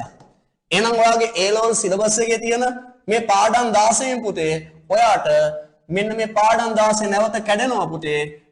ගිනුම් කරන තොරතුරු. මේ ගිනුම් කරන ගිනුම් කරන මූල්‍ය ගිනුම් කරන තොරතුරු වලට කියනවා පාඩම් 13ක් තියෙනවා පුතේ. පාඩම් 13ක්. එහෙනම් මෙතන තියෙනවාට පාඩම් කීයද පුතේ? පාඩම් වාට පුතේ 3ක් තියෙනවා. එහෙම එකතු වෙලා තමයි මේ පාඩම් 16 හැදෙන්නේ. පාඩම් 16 හැදෙන්නේ. එහෙනම් ඔයා මේ මාස 3 ඇතුළත අපි ඔයාලට පුතේ මේ පාඩම් 16ම ආවරණය කිරීමක් කරනවා. මේ පාඩම් 16ම ආවරණය කිරීමක් කරනවා. එතනදී අපි හඳුනා ගන්නවා පුතේ මේ මූල්‍ය ගිණුම් කරන තොරතුරු වලට අදාළ පාඩම් 13. ඒ වගේම කළමනාකරණ ගිණුම් කරන්නේ පාඩම් 3 ඉගෙන ගන්නවා. නේ? ඒ පාඩම් 3 ඉගෙන ගන්නවා. එහෙනම් මෙතනදී අපි ඉගෙන ගන්නවා පුතේ මේ මූල්‍ය ගිණුම් කරන කියන්නේ මොකක්ද කියලා. මූල්‍ය ගිණුම් කරන්නේ. එහෙනම් දැන් ඔයාලට දලා දාසක් තියෙනවා පුතේ ගිණුම් කරන්නේ කොටස් කීයද ගන්නවද? එන්න එකක් පුතේ මොන ගිණුම් කරන්නේද? එක කොටසක් මූල්‍ය ගිණුම් කරන්නේ. නේ? එක කොටසක් පුතේ මූල්‍ය ගිණුම් කරන්නේ. දෙවෙනි කොටස තමයි පුතේ මොකක්ද වාගේ? කළමනාකරණ ගිණුම් කරන්නේ. එහෙනම් කවුරු හරි ඇහුවොත් පුතේ ගිණුම් කරන්නේ කොටස් කීයද? දෙකයි. මූල්‍ය ගිණුම් කරන්නේ සහ කළමනාකරණ ගිණුම් කරන්නේ. මූල්‍ය ගිණුම් කරන්නේ සහ කළමනාකරණ ගිණුම් කරන්නේ. හරි. දැන් වැඩේ අපි කරගෙන යනවනේ. ඔයාගේ දෙන්න අදහසක් පුතේ. වැඩේ හොඳයිද? මේක වට පැහැදිලිද? වට ඇහෙනවද? නේ? නැත්තම් මේක වට යම් ප්‍රශ්නයක් තියෙනවද? මේක ඇහෙන්නේ නැද්ද? පේන්නේ නැද්ද? නැත්තම් වේගය වැඩිද කරගෙන යනවා? නේ? එහෙම පොඩි කමෙන්ට් එකක් දෙන්නකෝ විනාඩියක් දෙකක් දෙන්න. දෙන්නකෝ chat එකට දාන්නකෝ වැඩේ හොඳද නරකද කින්ද මන්ද කියලා පොඩි අදහසක් දෙන්න.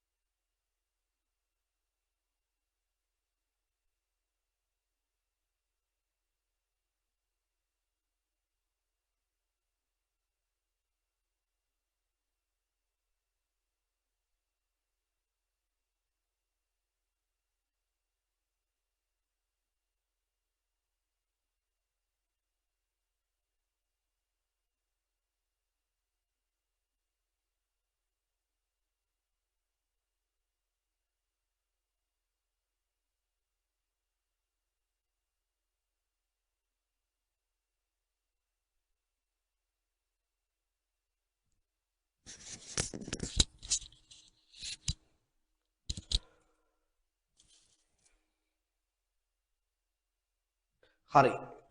අපි වැඩේ කරගෙන යන්. එන අපි යනවා පුතේ මෙතනදී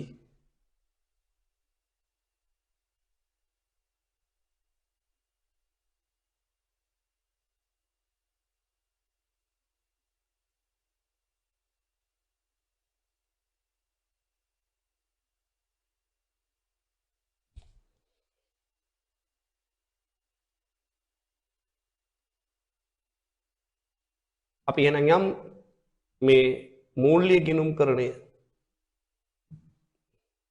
නේ මූල්‍ය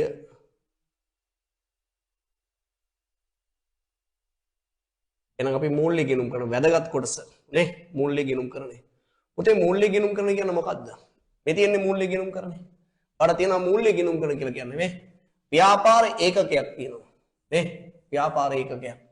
එන්න මේ ව්‍යාපාර ඒකකේ නැත්තම් මේකට කියනවා ගිණුම් කරන ඒකකය කියලා කියනවා. ව්‍යාපාර ඒකකය ගිණුම් කරන ඒකකය. එහෙනම් එයාලගේ නිශ්චිත කාල පරිච්ඡේදය සඳහා සිදුවන මෙන්න ගණදෙනවා සිද්ධීන් තියෙනවා. ගණදෙනවා සිද්ධීන් ටික නේ. කාල පරිච්ඡේදය ගණදෙනවා සිද්ධීන් ආර්ථික තීරණ ගන්න හැකිවන පරිදි සකස් කළ ඇල්මැති පාර්ශවයන්ට සැපයීමට කියන අපිට මොන ගිණුම් කරන්නේද? මූල්‍ය ගිණුම් කරන කියලා කියනවා නේ. මූල්‍ය ගිණුම් කරන කියලා කියනවා. එනකොට මූල්‍ය ගිණුම් කරන කියලා කියන මොකද්ද? ව්‍යාපාර ඒකකයේ නැත්නම් ගිණුම් කරන ඒකකයේ නිශ්චිත කාල පරිච්ඡේදය සඳහා සිදු වෙනවා පුතේ මොනවාද? ගණදෙනවා සිද්ධි නේ. මේ සිද්ධ වෙනවා මේ ගණදෙනවා සිද්ධි. ඒ ගණදෙනවා සිද්ධීන් දිහා බලලා පුතේ තීරණයක් ගන්න බෑ. එහෙනම් මේ ගණදෙනවා සිද්ධීන් අපි හදනවා පුතේ මොකද්ද? ආර්ථික තීරණ ගන්න පුළුවන් විදියට නේ. ආර්ථික තීරණ සාදලා මේ ඇල්මැති පාර්ශවයන්ට සැපයීමට අපි කියනවා පුතේ මොන ගිණුම් කරනද? මූල්‍ය ගිණුම් කරන කියලා කියනවා. එහෙනම් මම කියන්නේ මූල්‍ය ගිණුම් කරන කියන්නේ පුතේ මොකද්ද? ව්‍යාපාර ඒකකයක ඇල්මැති පාර්ශවයන්ට ආර්ථික තීරණ ගැනීම සඳහා තොරතුරු සැපීමේ ක්‍රියාවලියකට අපි කියනවා පුතේ මොකද්ද? මූල්‍ය ගිණුම් කරණය නේ. එහෙනම් අපිට මෙතනදී ඉගෙන ගන්න ඕනේ පුතේ මේ මූල්‍ය ගිණුම් කරන ක්‍රියාවලිය. මේක තමයි වැදගත් කොටස නේ. මූල්‍ය ගිණුම් කරන ක්‍රියාවලිය. ඔන්න එහෙනම් අපි වැදගත් කොටසකට ආව පුතේ මෙතනදී වැදගත් වාට මේ මූල්‍ය ගිණුම් කරන ක්‍රියාවලිය නේ. මූල්‍ය ගිණුම් කරන ක්‍රියාවලිය නේ. මේ මූල්‍ය ගිණුම් කරන ක්‍රියාවලිය තියෙනවා පුතේ ඕනිම දෙයක තියෙනවා පුතේ යෙදවුම් නේ. දැන් ඔයාගේ A level කරන එකේ යෙදවුමක් තිබ්බා නේ. ඔයා එහෙනම් A level කොමර්ස් කරන්න ආවා නේ. දැන් ක්‍රියාවලිය තමයි තාම ඉන්නේ. අවසාන නිමයම හම්බෙලා නැහැ. දැන් මේ යන විදියට නිමයම හම්බ වෙන්නේ. සාමාන්‍යයෙන් ඔයා විභාග ලියන අගෝස්තු ඔයාට 24 කලින් ඔයාගේ නිමයම හම්බ වෙනවා නේ. ඔයාගේ රිසර්ච් එක හම්බ වෙනවා නේ. එහෙනම් පුතේ ඕනිම දෙයක යෙදවුමක් තියෙනවා යම් ක්‍රියාවලියක් තියෙනවා නිමෙවුමක් තියෙනවා නේ. සාමාන්‍යයෙන් අපි නිකන් ගන්නකෝ පාන් ගෙඩියක් නිෂ්පාදනය කරන්න යනවා. ඒතකොට පාන් ගෙඩියක් හදද්දි ඒකේ යෙදවුම් ටිකක් තියෙනවා. තිරුඟු පිටි ටික. ඊට පස්සේ ක්‍රියාවලියක් තියෙනවා. පිටි ටික අනන්න ඕනි නේ. ඊට පස්සේ ඒවා පුච්චන්න ඕනි නේ. ඊට පස්සේ පොත ඔන්න අවසාන නිමෙව පාන් ගෙඩිය එනවා නේ. එහෙනම් අන්න ඒ වගේ ඕනිම එක තියෙන පුතේ ක්‍රියාවලියක් නේ. එහෙනම් මෙතනදී තියෙනවා පුතේ මොකද්ද ගිණුම් කරන මූල්‍ය ගිණුම් කරන ක්‍රියාවලිය. මූල්‍ය ගිණුම් කරන ක්‍රියාවලිය මේකේ ප්‍රශ්න හැදෙනවා පුතේ මේ යෙදවුම් ටික අහනවා නේ. යෙදවුම් ටික අහනවා. ඒ වගේම ඔයාගේ අහනවා මෙතනදී යෙදවුම් ටික තියෙනවා. මේ බලන්න යෙදවුම් ටික තියෙනවා. ඒ වගේම ක්‍රියාවලියක් තියෙන අවසාන නිමයුමක් තියෙනවා නේ. එහෙනම් බලන්න යෙදවුම් වෙන්නේ මොනවාද? යෙදවුම් වෙන්නේ පුතේ මොනවාද? ගණදෙනවා සිද්ධි නේ. ගණදෙනවා සිද්ධි ඒ ක්‍රියාවලියේ හඳුනා ගැනීම සහ මැනීම නේ. සටහන් කිරීම වර්ග කිරීම සාරාංශය සහ විශ්ලේෂණය. අන්න අවසාන නිමෙවුම් විදිහට එනවා අපිට මොනවාද? මූල්‍ය ප්‍රකාශන නේ. මූල්‍ය ප්‍රකාශන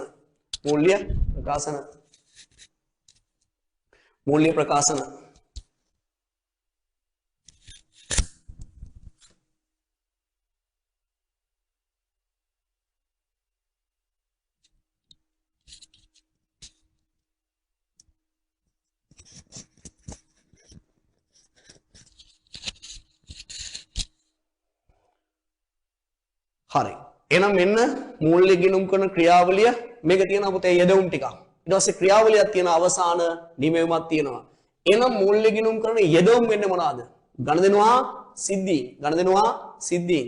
එහෙනම් ක්‍රියාවලිය පුතේ තියෙනවා අපිට කොටස් කිහිපයක්. එක තමයි පුතේ මොකද්ද? හඳුනා ගැනීම සහ මැනීම. ඊට පස්සේ සටහන් කිරීම. ඊට පස්සේ වර්ග කිරීම. ඊට පස්සේ සාරාංශ කිරීම. ඊට පස්සේ විශ්ලේෂණය. එහෙනම් මෙතනදී පුතේ අපිට ඉගෙන ගන්න ඕනි මේ හඳුනා ගැනීම සහ මේක වැදගත් නේ.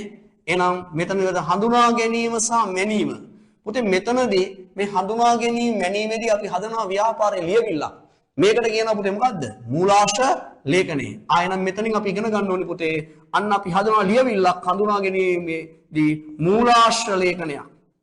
මූලාශ්‍ර ලේඛන පිළිවෙල කරනවා හඳුනා ගැනීම මැනීම කියන කාර්යයේදී.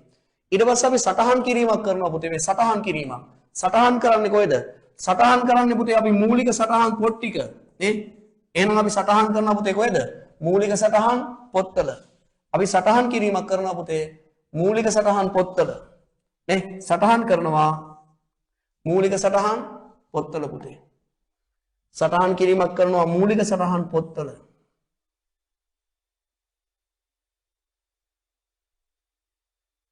අපි සටහන් කරනවා මූලික සටහන් අන්න පොත්වල මූලික සටහන් පොත්වල. ඊට පස්සේ අපි පුතේ ඒවා වර්ග කිරීමක් කරනවා. වර්ග කරනවා කොහෙද පුතේ? ලෙජරය නේ ලෙජරේ වර්ග කිරීමක් කරනවා. ඊට පස්සේ පුතේ අපි සාරාංශ කිරීමක් කරනවා. සාරාංශ කිරීමක් කරනවා කොහෙද පුතේ? මේ සාරාංශ කිරීම කියන්නේ දිග වැඩක්. මේ ලෙජරේ ගිණුම් ටික අපි සාරාංශ කිරීමේදී මේ ලෙජරේ ගිණුම් ටික තුලනය කරනවා. මේ තුලනය කරනවා. තුලනය කළා පුතේ ඒ ගිණුම් ටික ඔක්කොම අරන් හදනවා මොකද්ද? ශේෂ පිරික්සුමක්. ශේෂ ලේඛනයක්. මේකට කියනවා ශේෂ පිරික්සුම. ඒ ශේෂ පිරික්සුම හදලා පුතේ අපි හදනවා මෙතනදී මූල්‍ය ප්‍රකාශන. මූල්‍ය ප්‍රකාශන හදනවා. එහෙනම් මේකට කියනවා පුතේ සාරාංශ කිරීම. එහෙනම් අපි මෙතනදී මේ සාරාංශ කිරීම තමයි ලොකුම වැඩේ. සාරාංශ කිරීම නම් වැඩ ගොඩක් තියෙනවා. පුතේ මොකද්ද සාරාංශ කිරීම දෙකක් තමයි මේ ලෙජරේ තියෙන ගිණුම් සියල්ලම අපි තුලනය කිරීමක් කරනවා. ඒ ලෙජරේ තියෙන ගිණුම් ටික තුලනය කරලා අපි හදනවා පුතේ ශේෂ ලේඛනයක්. මේකට කියනවා මොකද්ද ශේෂ පිරික්සුම. ශේෂ පිරික්සුම. ඒ ශේෂ පිරික්සුමෙන් අරන් අපි හදනවා මෙන්න අවසාන මේ මූල්‍ය ප්‍රකාශන ටික. මෙන්න මේ ටික හදනවා. අන්න මෙහෙම ක්‍රියාවලියකට අපි කියනවා පුතේ මොන මේ ක්‍රියාවලිය කියනවා පුතේ මේ සාරාංශ කිරීම කියලා. ඊට පස්සේ තියෙනවා අපිට විශ්ලේෂණය. විශ්ලේෂණය කරන්න පුතේ මේ හදපි මූල්‍ය ප්‍රකාශන ඇල්මැති පාර්ශවයන්ට දෙනවා. නේ දීලා කියනවා උඹලගේ මේ ආර්ථිකය සම්බන්ධ එක එක තීරණ ගනිilla. නේ ව්‍යාපාරයේ IT කරුට ඇල්මැති පාර්ශවයන් දැන් අපි ගන්න තීරණ මේ ඇල්මැති පාර්ශවයන් ගිණුම් කරන තීරේ ඇල්ම දැක්කම හේතු ඉගෙන ගන්නවා දැන් අද. එහෙනම් අන්න ඒවා දිහා බලලා මේ කට්ටිය තීරණ ගැනීමක් කරනවා. නේ තීරණ ගැනීමක් කරනවා. එහෙනම් මෙතනදී එහෙනම් ක්‍රියාවලිය පුතේ හඳුනා ගැනීම සහ මැනීම, සටහන් කිරීම, වර්ග කිරීම, සාරාංශ කිරීම සහ විශ්ලේෂණය. එහෙනම් හඳුනා ගැනීම සහ මැනීමේදී අපි ලියවිල්ලක් හදනවා මේකට කියනවා පුතේ මූලාශ්‍ර ලේඛන. අපි සටහන් කරන්නේ කොහෙද? මූලික සටහන් පොත්වල. නේ අපි එහෙනම් මෙතනදී අපි වර්ග කිරීමක් කරනවා කොහෙද? ලෙජරේ. ලෙජරේ වර්ග කරන්නේ පුතේ ගිණුම් කරන්නේ මූලිකාංග 5යි. ගිණුම් කරන්නේ ගිණුම් වර්ග 5යි. එහෙනම් ගිණුම් වර්ග 5 වර්ග කිරීමක් කරනවා මොනවාද? වත්කම් ගිණුම්, වගකී, හිමිකම්, ආදායම් සහ වියදම් විදිහට අපි වර්ග කිරීමක් කරනවා. ඊට පස්සේ මොකද කරන්නේ අපි? මේක සාරාංශ කිරීමක් කරලා පුතේ විශ්ලේෂණ කිරීමක් කරනවා නේ. විශ්ලේෂණ කිරීමක් කරනවා. එහෙනම් අපි ඉගෙන ගන්නවා නිමෙවුම් ටික. මොනවාද මේ නිමෙවුම් වල මූල්‍ය ප්‍රකාශන? කට්ටල 5යි. මේ අපි සමාගම් ගිණුම් කරන්නේ මේ මූල්‍ය ප්‍රකාශන කට්ටල 5ම හදනවා. එහෙනම් මේ පහේ එකක් තමයි ලාභෝ අලාභ වෙනත් විස්තීර්ණ ආදායම් ප්‍රකාශය. අනිත් එක තමයි පුතේ මූල්‍ය තත්ත්ව ප්‍රකාශ, හිමිකම් වෙනස් වීමේ ප්‍රකාශය, අනිත් එක මුදල් ප්‍රවාහ ප්‍රකාශනය, අනිත් එක ගිණුම් කරන සටහන් සහ ගිණුම් කරන ප්‍රතිපත්ති ටික. එහෙනම් මෙතනදී පුතේ මෙන්න මෙයා ඉන්නව නේද? මෙතනදී අපි මෙන්න මෙයා හදනවා පුතේ මෙන්න මෙයා හදනවා ලාභ අලාභ ප්‍රකාශය නේ ලාභ අලාභ ප්‍රකාශය හදනවා පුතේ උපචිත පදනමෙන් ඒ වගේ මූල්‍ය තත්ත්වය හදනවා උපචිත පදනමෙන් හිමිකම් වෙනස් වීමේ ප්‍රකාශය හදනවා උපචිත පදනමෙන් මේ ගිණුම් කරන සටහන් ටික අපි ලියනවා උපචිත පදනමෙන් හැබැයි මේ මුදල් ප්‍රවාහ ප්‍රකාශ අපි හදන්නේ මොන පදනමෙන්ද මූල්‍ය පදනමෙන් මෙයා විතරක් පුතේ වෙනස් මෙන්න මෙයා විතරක් හදනවා අපි මොන පදනමෙන්ද මූල්‍ය පදනමෙන් හදනවා නේ මුදල් පදනමෙන් හදනවා මුදල් පදනමෙන් හරි එතනින් ඉස්සරහට යන්න එහෙනම් පුතේ දැන් මේකනේ මේ මූල්‍ය ගිණුම් කරන ක්‍රියාවලිය මේ මූල්‍ය ගිණුම් කරන ක්‍රියාවලිය මේක උනාට සාමාන්‍යයෙන් අපි මෙතනදී ප්‍රායෝගික වෙන වැඩේ නේ ප්‍රායෝගික මූල්‍ය ගිණුම් කරන වෙන වැඩේ නේ ප්‍රායෝගික මූල්‍ය ගිණුම් කරන්නේ ප්‍රායෝගික මූල්‍ය ගිණුම් කරන්නේ වෙන වැඩේ ඉගෙන ගමුනේ ප්‍රායෝගික මූල්‍ය ගිණුම් කරන්නේ මොකද වෙන්නේ දැන් ඉගෙන ගත්තා ප්‍රායෝගික මූල්‍ය ගිණුම් කරන්නේ ප්‍රායෝගිකව නේ මූල්‍ය ගිණුම් කරණේ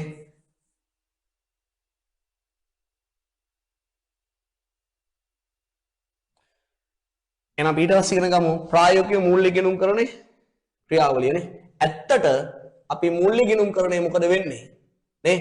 ඇත්තට මෙන්න ප්‍රායෝගික මූල්‍ය ගිණුම් කරන ක්‍රියාවලිය නේ ප්‍රායෝගික. එහෙනම් මේක තියෙනවා යෙදවුම් ටිකක් තියෙනවා ක්‍රියාවලියක් තියෙන අවසාන නිමෙවුම් ටිකක් තියෙනවා නේ. යෙදවුම් වෙන්නේ පුතේ මොනවාද? ගණදෙනු හා සිද්ධි නේ. ඊට පස්සේ යෙදවුම් ක්‍රියාවලිය පුතේ මොනවාද? මූලාශ්‍ර ලේඛන පිළිවෙල කිරීම. එහෙනම් ඊට පස්සේ අපි සටහන් කරන කොහෙද? මූලික සටහන් පොත්වල නේ මූලික සටහන් පොත්වල. එහෙනම් අපි මෙතනදී ලෙජරයට පිටපත් කරනවා නේ. ඊට පස්සේ වෙන ශේෂ පිරික්ෂම පිළිවෙල කරනවා. මේක පොඩි වරදක් තියෙනවා පුතේ. මේ නිමෙවුම් එන්න ඕනේ ශේෂ පිරික්ෂමට නෙමෙයි. මේ නිමෙවුම් ටික එන්න ඕනේ කොහෙද? මේ නිමෙවුම් එන්න ඕනේ මේ මූල්‍ය ප්‍රකාශන පිළිවෙල කිරීමට නේ මූල්‍ය ප්‍රකාශන පිළිවෙල කිරීම. එහෙනම් මෙතනදී අපිට ඉගෙන ගන්න ගොඩක් දේවල් ටිකක් තියෙනවා. මේ ටික තමයි අපි මූල්‍ය ගිණුම් කරන්නේ කරන වැඩ ටික. එහෙනම් අපි ව්‍යාපාරයේ සිදුවන ගණදෙනු හා සිද්ධි. ඒ ගණදෙනු හා සිද්ධීන් වලට අදාළ අපි ඉගෙන ගන්න ඕනේ මොනවද? මූලාශ්‍ර ලේඛන ටික ඉගෙන ගන්න ඕනේ. මූලාශ්‍ර ලේඛන නේ මූලාශ්‍ර ලේඛන ඉගෙන ගැනීමක් කරන්න ඕනේ. එහෙනම් සෑම ගණදෙනු හා සිද්ධියකට මොනවා තියෙනවද පුතේ? මූලාශ්‍ර ලේඛන තියෙනවා. සෑම ගණදෙනු සිද්ධියකට තියෙන මූලාශ්‍ර ලේඛන. අපි ඉගෙනගෙන තියෙනවා දැන් මූලාශ්‍ර ලේඛන පුතේ. එකක් මොනවද? ලදුපතනේ. ලදුපත. ඊට පස්සේ පුතේ ගෙවීම් වවුචරය නේ ගෙවීම් වවුචරය. ගෙවීම් වවුචරය. ඊට පස්සේ අපි ඉගෙන ගන්න තියෙනවා පුතේ ලදුපත ගෙවීම් වවුචරය. ඊට පස්සේ අපි ඉගෙන ගත්තා පුතේ මේකේ ගැනුම් ඉන්වොයිසිය විකුණුම් ඉන්වොයිසිය හරපත බැරපත ආපසෙවුසා ආපසෙයම අනිවාර්යෙන් පුතේ මෙතන ඉන්න ඔක්කොම මේවා ටික දන්නවා. ඊට පස්සේ පුතේ අපි පිටපත් කරන මේ මූලාශ්‍ර ලේඛන ටික ලියනවා පුතේ අරගෙන මූලික සටහන් පොත්වල නේ. එහෙනම් ඔයා මූලික සටහන් පොත් ටික මොනවාද? එකක් තමයි මුදල් ලැබීම් චැනලේ, ඊට පස්සේ මුදල් ගෙවීම් චැනලේ නේ, ඊට පස්සේ ගැනුම් චැනලේ, විකුණුම් චැනලේ, ආපසෙවුම් චැනලේ, ආපසෙවුම් චැනල වගේ මූලික සටහන් පොත් ටික පිටපත් කිරීමක් කරනවා. ඊට පස්සේ මූලික සටහන් පොත්වල ලියලා අපි පුතේ ලෙජරයට පිටපත් කරනවා. මෙතනදී ඔයා ඉගෙන ගන්නවා මෙන්න මේ මූලික සටහන් පොත්වල එකතුව ලෙජරයට පිටපත් කරද්දී ඔයා ඉගෙන ගන්නවා පුතේ මූල ධර්මයක්. මේකට කියනවා මොන මූල ධර්මයේද? දිත්ත සටහන් නේ. දිත්ත සටහන් මූල ධර්මයේ නේ. දිත්ත සටහන් මූල ධර්මයේ. අපි ඉගෙන ගන්නවා පුතේ මූල ධර්මයක්. මේකට කියනවා මොකද්ද? දිත්ත සටහන් මූල ධර්මය. මේකට ඉගෙන ගන්නවා මූල ධර්මයක් දිත්ත සටහන්. දිත්ත සටහන් මූල ධර්මය නේ. දිත්ත සටහන් මූල ධර්මය. එහෙනම් අපේ තුන්වෙනි පාඩම පුතේ හරවැර මූල ධර්මය නේ. පැසියෝනි මහත්තයා කිව්ව මූල ධර්මය දිත්ත සටහන් මූල ධර්මය අපි ඉගෙන ගැනීමක් කරනවා නේ. එහෙනම් දිත්ත සටහන් මූල ධර්මයේ අනුව ලෙජරයට පිටපත් කරනවා. ඊට පස්සේ පුතේ මේ ලෙජරය පුතේ නැවත කොටස් දෙකකට කඩනවා අපි. එකක් තමයි පුතේ පොදු ලෙජරය. එකක් තමයි පුතේ මොකද්ද? පොදු ලෙජරය. එකක් තමයි පුතේ පොදු ලෙජරය නේ. එකක් තමයි පොදු ලෙජරය.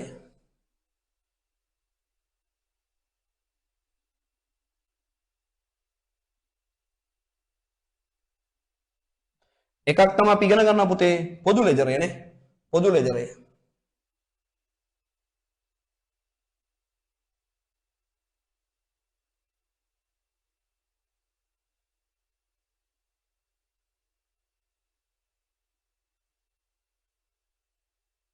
හරි අපි මෙතනදී ඉගෙන ගන්නවා පුතේ පොදු ලෙජරය නේ.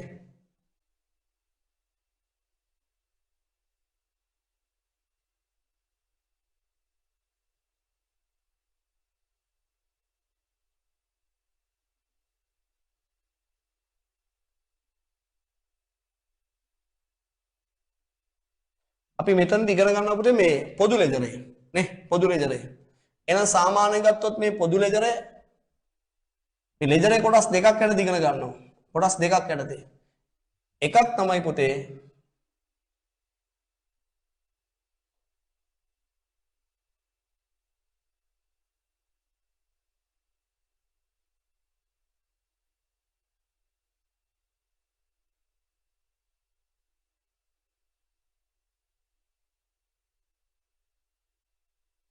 අපි ඉගෙන ගන්න එකක් තමයි පොදු ලෙජරේ පුතේ නේ. පොදු ලෙජරේ. එකක් ඉගෙන ගන්නවා පොදු ලෙජරේ නේ. පොදු ලෙජරේ.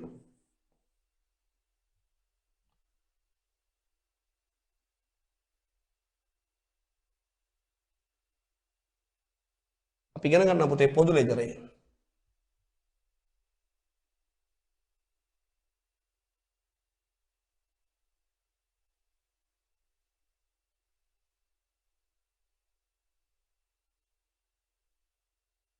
හරි මෙතන ඉගෙන ගන්න පුතේ අපි ලෙජරේ කොටස් දෙකක් යටතේ එකක් තමයි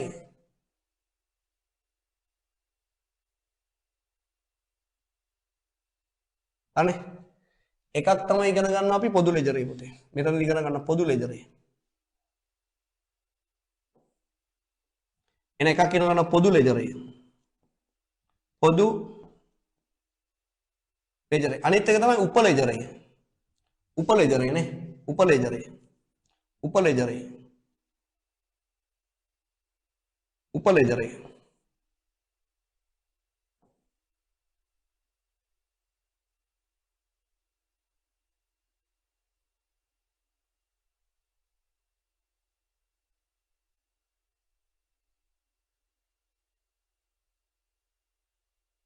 මෙතනදී අපි ඉගෙන ගන්නවා අනිත් එක තමයි මේ උප ලෙජරේ. උප ලෙජරේ. එහෙනම් ලෙජරේ කොටස් දෙකයි පුතේ පොදු ලෙජරේ සහ උප ලෙජරේ නේ. එහෙනම් මේ පොදු ලෙජරේ හඳුනන දිස්සරහන් මූලධර්මයෙන් උප ලෙජරේ හඳුනන තන සටහන් ක්‍රමයට. එහෙනම් මෙතනින් අරන් අපි පිටපත් කරන කොහෙද? ශේෂ පිරික්ෂුමට නේ. ශේෂ පිරික්ෂුම පිටපත් කිරීමක් කරනවා. ඊට පස්සේ අපි හදනවා පුතේ මොනවද මූල්‍ය ප්‍රකාශන ටික හදනවා මූල්‍ය ප්‍රකාශන. එහෙනම් මේක තමයි සාමාන්‍යයෙන් ගත්තොත් පුතේ මේ මූල්‍ය ගිණුම් කරන ක්‍රියාවලිය වෙන්නේ නේ.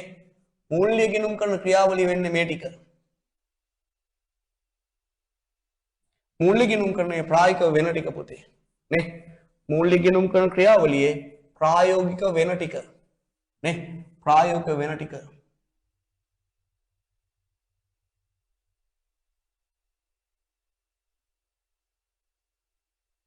එහෙනම් මෙන්න තියෙනවා පුතේ ප්‍රායෝගික මූල්‍ය ගිණුම් කරන ක්‍රියාවලියේ යෙදවුම් ටික ගණදෙනු හා සිද්ධීන් ක්‍රියාවලිය තියෙනවා මූලාශ්‍ර ලේඛන පිළිවෙල කිරීම මූලික සටහන් පොත්වල පිටපත් කිරීම ඊට පස්සේ ලෙජරයට පිටපත් කරනවා දිස්සටහන් මූලධර්මයේ ඊට පස්සේ ලෙජරේ ගිණුම් තුනනේ කළා ශේෂ පිරික්ෂුම හදනවා ශේෂ පිරික්ෂුම කරන හදනවා පුතේ මූල්‍ය ප්‍රකාශන ටික නේ මූල්‍ය ප්‍රකාශන. එතනින් පුතේ අපි ඉවරයි මේ මූල්‍ය ගිණුම් කරන්නේ අපි යනවා ඊට පස්සේ පුතේ මේ කලමනාකරණ ගිණුම් කරන්නේට නේ කලමනාකරණ ගිණුම් කරන්නේට. පුතේ බලන්න මේ කලමනාකරණ ගිණුම් කරන්නේ ඔයාට තියෙනවා පුතේ මේ කලමනාකරණ ගිණුම් කරන වෙනම නේ වෙනම කොටසක් තියෙන අන්තිම පාඩම්ටි කලමනාකරණ ගිණුම් කරන හැඳින්වීම ඒක තියෙනවා ද්‍රව්‍ය ශ්‍රමය පොදු කාර්ය ටික තියෙනවා ඊට පස්සේ ගත්තොත් පුතේ තියෙනවා අපිට මොනවාද ආන්තික පිරිවැයකරණය සහ ආයෝජන තීරණ මේවත් පුතේ අඩු කාලයක් තුළ ලේසියෙන්ම ඔයාලට ඉගෙන ගන්න පුළුවන් පාඩම් ටික අපි මේ පාඩම් ටිකත් ඔයාලට කවර් කරලා දෙනවා සියලුම පාඩම් ටික විභාගයට යන්න කලින් කවර් කරනවා ඒ වගේ සූත්‍ර ගොඩක් තියෙන පුතේ කලමනාකරණ ගිණුම් කරන්නේ එහෙනම් මට කියන්න පුතේ මේ කලමනාකරණ ගිණුම් කරන කියලා කියන්නේ මොකද්ද මේ තියෙන කලමනාකරණ ගිණුම් කරන්නේ නේ ව්‍යාපාර ඒකකේ විවිධ මට්ටමේ කලමනාකරුවෝ ඉන්නවා පුතේ විවිධ මට්ටම් වල ඒ කියන්නේ මෙතන ගත්තොත් අපිට ඉන්නවා කලමනාකරුවෝ මානව සම්පත් කලමනාකරුවෝ සේවකයා කලමනාකරන හරිම අමාරුයි ඇයි අජීවී සම්පතක් මේ සේවකයා කලමනාකරණය කරන හරි අමාරුයි දැන් සාමාන්‍යයෙන් මේ ජීවී සම්පතක් අජීවී කරන ලේසි හැබැයි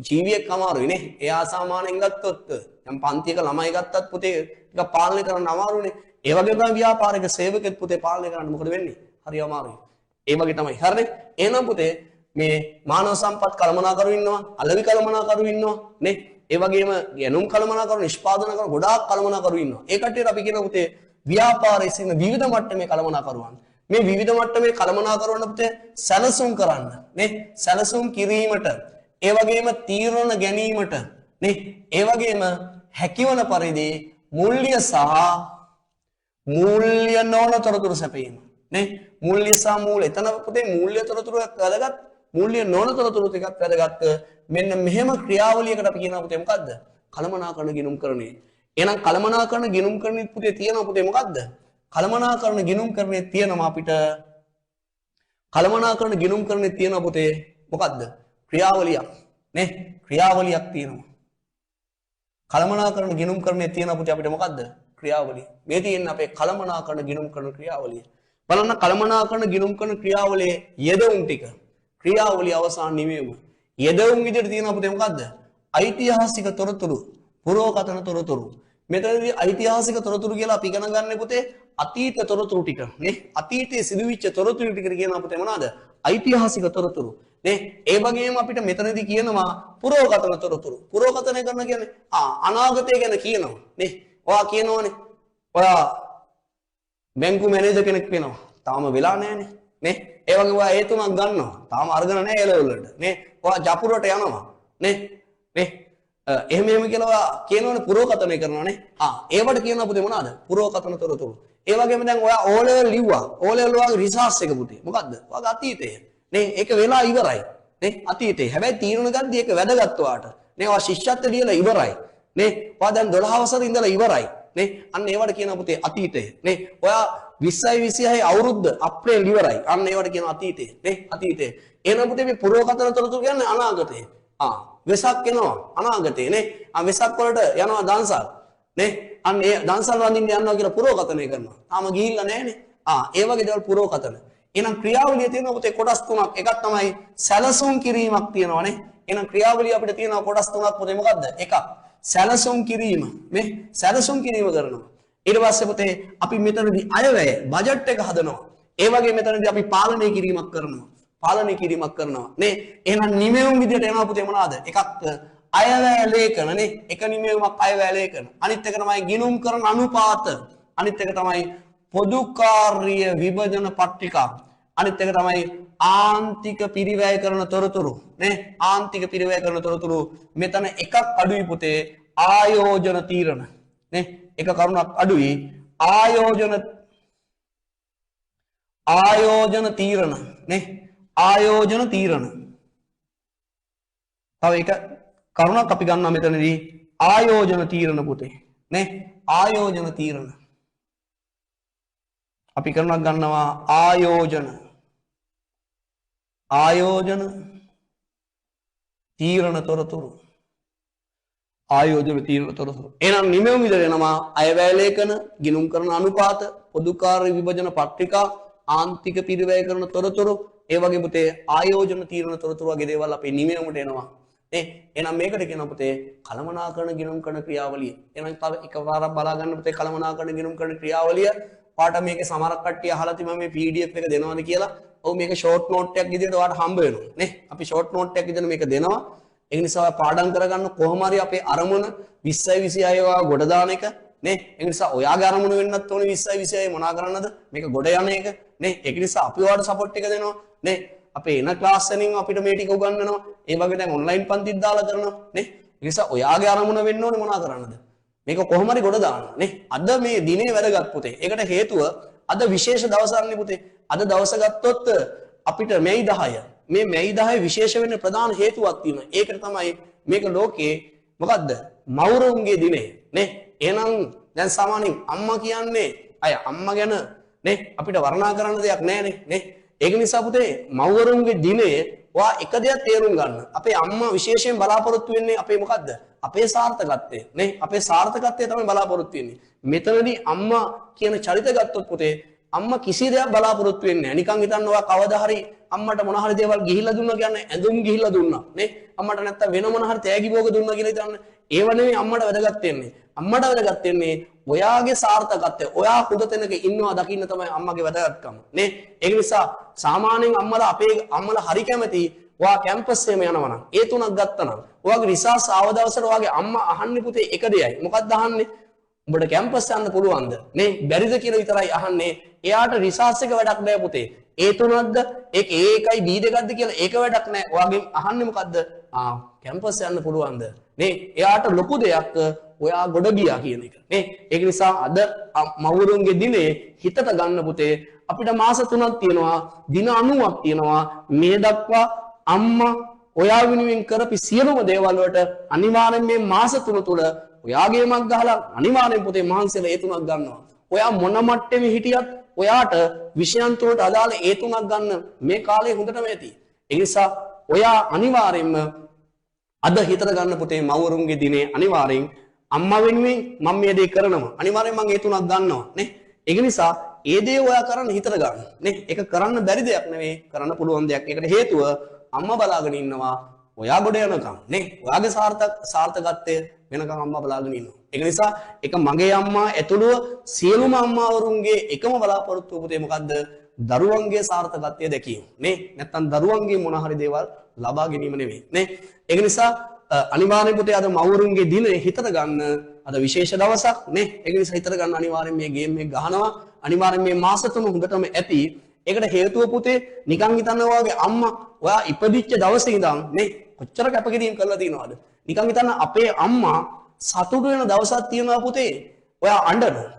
ඒ තමයි ඔයා දසමාසයක් තියාගෙන ඉඳලා එයාගේ බඩේ ඇතුලේ ඔයා වර්ධනය කරලා තියාගෙන ඉඳලා එයා සතුටු වෙන එක දවසක පුතේ ඔයා මෙලොවට බිහි කරාට පස්සේ අම්මා බලනවා ඒ වේදනාවත් එක්ක ඔයා අඬනවද කියලා. පැහැදිලි වැඩේ. එතනදී අම්මා සතුටු වෙනවා. එතනදී සතුටු වෙනවා මගේ දරුවා හොඳින් ඉන්නවා කියලා. පැහැදිලි වැඩේ. ඒ හැර ඔයා අඬන කිසි දවසකවත් අම්මගේ සතුටක් නැහැ. ඔයා පොඩි කාලේ හැමදාම ප්‍රකාශ කරේ පුතේ අඬලා නේ. හැමදාම ප්‍රකාශ කරේ අඬලා. හැබැයි පුතේ ඔයා අඬලා ඒ ප්‍රකාශ කරා හැම දෙයක්ම පුතේ අම්මා මොකද වෙන්නේ? ඔයා අඬද්දි හැමතිස්සෙම වැඩ පැත්තක දාලා ඔයාව එල්ල බලනවා නේ. ඒ නිසා ඔයා දැන් මොන හරි ප්‍රශ්නයක් ලෙඩ වෙලා ඇඬුවත් ඔයා ළඟින් ඉන්නවා නේ. ඒ නිසා අම්මා කියන්නේ පුතේ සසරක් නේ. ඒ නිසා අනිවාර්යෙන් අද හිතට ගන්න අම්මා ඔයා වෙන්නේ මේ දක්වා කරලා තියෙන දේවල් වලට අද ඉඳන් හරි වැඩ කරනවා කියලා නේ. එතකොට ඔයාලගේ තියෙන ප්‍රශ්නේ පුතේ මේ වැඩ නොකරන එක නේ. ඒ නිසා ඒ අහිංසක ඇස් දිහා බලනවත් පුතේ අහිංසක මිනිස්සු දිහා බලවත් අනිවාර්යෙන්ම වැඩ කරන්න හිතර ගන්න නේ. ඒක නිසා අනිවාර්යෙන් මේ ගේම් එක ගහන්න පුළුවන් ඔයා වැඩ කරනවා නම් නේ.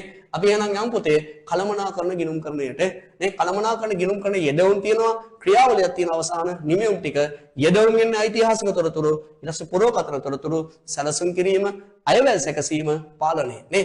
ඊට පස්සේ නිමෙවුම් විදිහට යනවා අයවැල් ලේඛන ගිනුම් කරන අනුපාත පොදුකාර්ය විභජන පත්‍රිකා ආන්තික පිරවැය කරන තොරතුරු නේ. ආන්තික පිරවැය කරන තොරතුරු නේ. එහෙනම් අපි මෙතනින් ඉස්සරහට තව යන් පුතේ අන්න එනවා අපේ ඇල්මැති පාර්ශව නේ. එහෙනම් ඇල්මැති පාර්ශව කියන්නේ කවුද? අපි කරේ ඇල්ම දක්වන පාර්ශව. අම්මා අපි කරේ ඇල්ම දක්වනවා නේ. තාත්තා ඇල්ම දක්වනවා. සහෝදරය ඇල්ම දක්වනවා නේ. තව කට්ටියක් ඉන්න ඇල්ම දාන නේ. ඒ කටියරම ඇල්මැති පාර්ශව. මෙතනදී අපිට වැදගත් වෙන්නේ මේ මිනිස්සු සම්බන්ධව ඇල්ම දක්වන පාර්ශවයේද ව්‍යාපාර ඒකකයේ සම්බන්ධව ඇල්ම දක්වන පාර්ශවයේද අපිට වැදගත් වෙන්නේ පුතේ ව්‍යාපාර ඒකකයේ. එහෙනම් ඇල්මැති පාර්ශව කියන්නේ ව්‍යාපාර ඒකකයේ සම්බන්ධව කැමැත්ත දක්වන පාර්ශවය. එහෙනම් අපි ව්‍යාපාර ඒකක සම්බන්ධ කැමැත්ත දක්වන පාර්ශවය පුතේ නැවත කොටස් දෙකකට කඩනවා නේ. නැවත කොටස් දෙකකට කඩනවා පුතේ නේ. නැවත කොටස් දෙකකට කඩනවා. මේ පාර්ශව නැවත කොටස් දෙක නෙමෙයි ගිනුම් කරන තොරතුරු ප්‍රයෝජන ගන්නා කණ්ඩායම. නැත්නම් මේ කටියට කියනවා පුතේ ඇල්මැති පාර්ශව. ඒ ඇල්මැති පාර්ශව නැවත කොටස් දෙකයි පුතේ මොනවාද? අභ්‍යන්තර කණ්ඩායම සහ බාහිර. අභ්‍යන්තර කියන්නේ ව්‍යාපාරයේ ඇතුළේ ඉන්න සෙට් එක. ව්‍යාපාරයේ ඇතුළේ ඉන්නවා පුතේ කවුද? ව්‍යාපාරයේ ඇතුළේ ඉන්නවා අයිතිකරුවා නේ. අයිතිකරුවා ඉන්නවා. මේ අයිතිකරු ව්‍යාපාරයේ ඇතුළේ ඉන්න බලාගෙන ඉන්නේ මොකද්ද මේ බිස්නස් එකට වෙන්නේ කියලා. එයා සල්ලි දාලා පැත්තකින් දාන. කලමනාකරු පුතේ ඒ ටික මොනා කරනවද? මෙහෙවනවා. අයිතිකරු දාපි ටික මෙහෙවනවා. එයා විශේෂ සේවකයෙක්. සාමාන්‍ය සේවකෙක් නෙවෙයි විශේෂ සේවකයෙක්. මේ ව්‍යාපාරේ පරිපාලන කටයුතු සියලු දේවල් කරන්නේ. තීරණ ගන්නේ. අයිතිකරුවා නෙවෙයි පුතේ මේ කලමනාකරුවා. නේ කලමනාකරුවා. ඊට පස්සේ සේවකයා. ව්‍යාපාරයේ මේ කලමනාකරුවා පුතේ ප්ලෑන් එක හදනවනේ. සැලැස්ම හදනවනේ. ඒ සැලැස්ම පුතේ සේවකයා මොනා කරනවද? එයා කියන විදිහට වැඩ කරනවා. එහෙනම් ව්‍යාපාරයේ අභ්‍යන්තර පාර්ශවයෙන් ඉන්න අයිතිකරුවන් කළමනාකරුවන් සේවකයන් නේ. ඒ වගේම බාහිර කණ්ඩායම් ඉන්න ණය හිමියෝ. ඊට පස්සේ ගණදෙනුකරුවෝ, ආයෝජකයෝ. ණය සැපෙන බලාපොරොත්තුවන් දීලා නැහැ ණය දෙන්න බලාගෙන ඉන්න. ඊට පස්සේ විවිධ රාජ්‍ය ආයතන. ඊට පස්සේ පුරුල් වශයෙන් මහ ජනතාව. ඊට පස්සේ ගත්තොත් විවිධ වෘත්තීය කණ්ඩායම් වගේ ඉන්නවා නේ. ඊට පස්සේ ගත්තොත් මෙතනදී අපි ඉගෙන ගන්නවා පුතේ මේ ඇල්මැති පාර්ශවයන්ට වැඩි පුතේ විභාගේ අහන්නේ වාගේ ඇල්ම දැක්වීමට හේතු මේ බලන්න ව්‍යාපාරයේ අයිතිකරුවා නේ. අයිතිකරුවා ඇල්ම දැක්වීමට හේතුවක් මේ. අයිතිකරුවා ඇල්ම දැක්වීමේ හේතුවක් තමයි පුතේ ලාභය. එයා කැමති එයා ධම්ම සල්ලි වලට එයාට ලැබෙන ලාභය දැනගන්න නේ. ලාභය දැනගන්න කැමති. ඒ වගේම ආයෝජන ලැබෙන ප්‍රතිලාභය නේ. ලාභදායීත්වය කියන්නේ ලාභය. ආයෝජනෙට මෙයා කරපියකට ප්‍රතිලාභය මෙයා දැනගන්න කැමති. ඒ වගේම තව දෙයක් මෙයා මෙතනදී දැනගන්න කැමති මෙයා යොදව මුදල් සුරක්ෂිතද නේ. දාපි සල්ලි එක කලමනාකරුවෝ මොකද කරලා තියෙන්නේ? හරියට සැලසුම් කරලා මේක පාලනය කරගෙන යනවා. සුරක්ෂිතද? එහෙනම් මෙයා තව ඇල්ම දක්වන පුතේ තව එක හේතුවක් එකක් තමයි එයාගේ අරමුදල් සුරක්ෂිතද කියලා දැනගන්න. නේ? සුරක්ෂිතද කියලා දැනගන්න මෙයා කැමතියි. සුරක්ෂිතද කියලා දැනගන්න. අරමුදල් සුරක්ෂිතද? අරමුදල් සුරක්ෂිත කියලා දැනගන්න කැමතියි නේ? අයිතිකරුවා. අරමුදල් සුරක්ෂිත කියලා දැනගන්න කැමතියි නේ? එහෙනම් අයිතිකරුවා කැමති එකක් තමයි පුතේ මෙතන ඕනනම් ලියා ඔයාලට නෝට් එක දෙන්නම්. සුරක්ෂිත කියලා දැනගන්න කැමතියි. නේ? ඒ වගේම තවදුරටත් මේකට අරමුදල් අවශ්‍යද? නේ? තවදුරටත් අරමුදල් අවශ්‍යද? මේකට තව සල්ලි දාන්න ඕනේ නැද්ද කියලා පුතේ තීරණ ගන්නෙත් මොනවාද? මෙයා මේ ගිනුම් කරන තොරතුරු දිහා බලලා, ගිනුම් කරන තොරතුරු දිහා බලලා. නේ? ඒ වගේම තමයි පුතේ. ඒ වගේම තමයි අපි යනවා කලමනාකරුවා. නේ? කලමනාකරුවා පුතේ. මේ කලමනාකරුවා. කලමනාකරුවගේ වැඩේ මොකද වෙන්නේ? සැලසුම් හදන ප්ලෑන් එක හදනවා.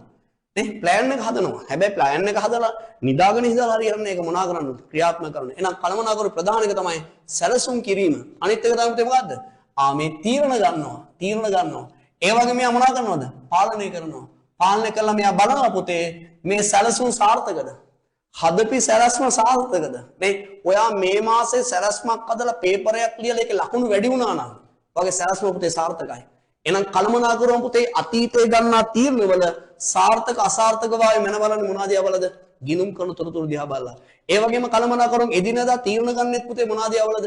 ගිනුම් කරන තොරතුරු දිහා බලලා. නේ? ඒ වගේම කලමනාකරුවම අනාගත සැලසුම් හදන්නෙත් මොනවාද යවලද පුතේ? මේ ගිනුම් කරන තොරතුරු දිහා බලලා. නේ? ඒවා අපි ඉගෙනගෙන තියෙනවා. ඊට පස්සේ අපි යනවා සේවකයා. නේ? සේවකයා බලනවා ව්‍යාපාරය සුරක්ෂිතද?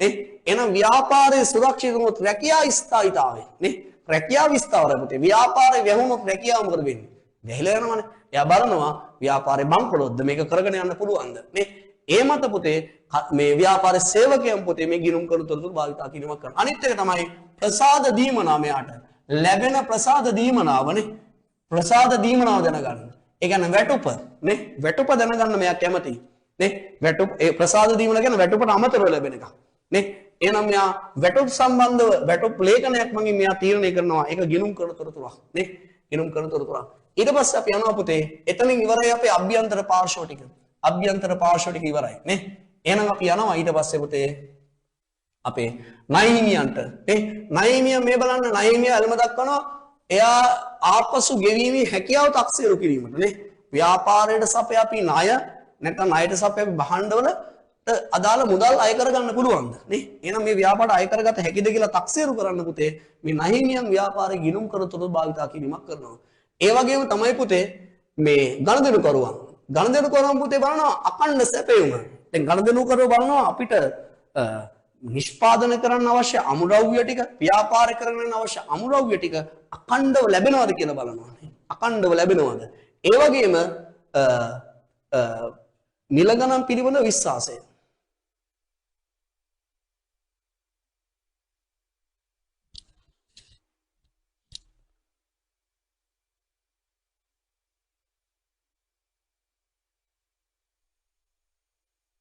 හරි පුතේ මෙයා මේ මිල ගණන් පිළිබඳ විශ්වාසය මිල වැඩි වෙලාද අඩු වෙලාද නේ අන්න ඒ වගේ කරුණු සම්බන්ධ ව්‍යාපාරික මේ ගණදෙනුකරුවන් පුතේ ගිණුම් කරන තොරතුරු භාවිතා කිරීමක් කරනවා ඊට පස්සේ ආයෝජකයන් බලන පුතේ කොටස් මිලදී ගැනීම නේ ආයෝජකයා බලනවා මේ කොටස් වෙනකොට කොටස් වල මිල ගණන් කොහොමද මොන ව්‍යාපාරයේ කොටස්ද මිලදී ගන්නෙ නේ ඒ වගේ තීරණ ගන්න පුතේ මොනවාද යවලද ගිණුම් කරන තොරතුරු දිහා බලලා නේ ඒ වගේම කොටස් විකුණනවද ගත්ත කොටස් ටික විකුණනවද නේ නැත්නම් මේ ව්‍යාපාරයේ ආයෝජන කරන සල්ලි ටික අපි විකුණනවද ආයෝජනේ ව්‍යාපාරේ විකුණනවද අන්න ඒ වගේ තීරණ ගන්නෙත් පුතේ මොනවාද දිහා බලලා ගිණුම් කරන තොරතුරු දිහා බලලා ඊට පස්සේ යන රාජ්‍ය ආයතන විශේෂයෙන් පුතේ බලමුත් ඇවිල්ලා රාජ්‍ය ආයතන ගිණුම් කරන තොරතුරු බලනවා නේ මොකක්ද රාජ්‍ය ආයතන දේශීය ආදායම් බදු දෙපාර්තමේන්තුව ඇයි අපිට තියෙන ආදරයට පුතේ ඇවිල්ලා බලන්නේ නෑ බදු අය කර ගැනීමේ කාර්යය සඳහා නේ බදු අය කරගෙන මේ කට්ටිය බලනවා මේ ආදායම් බද්දට යටත් වෙන ලාභයක් මේ ව්‍යාපාරය ලබනවද සමාගම ලබනවද කියලා පුතේ බදු අය කර ගැනීම සඳහා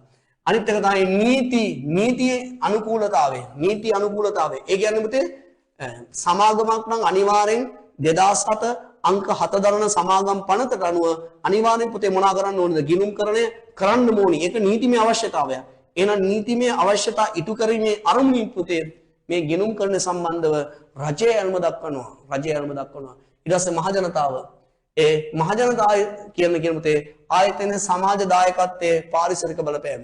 මේ ව්‍යාපාර කඩන පරිසරවල බලපෑම නේ.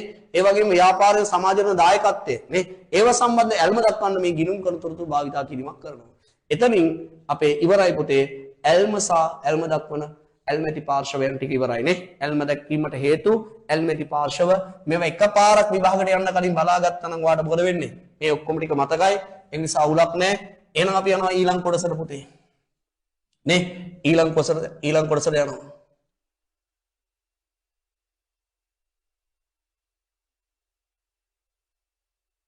ඊළඟ අපි යනවා ගිණුම් කරන බලපාන පරිසර සාධක.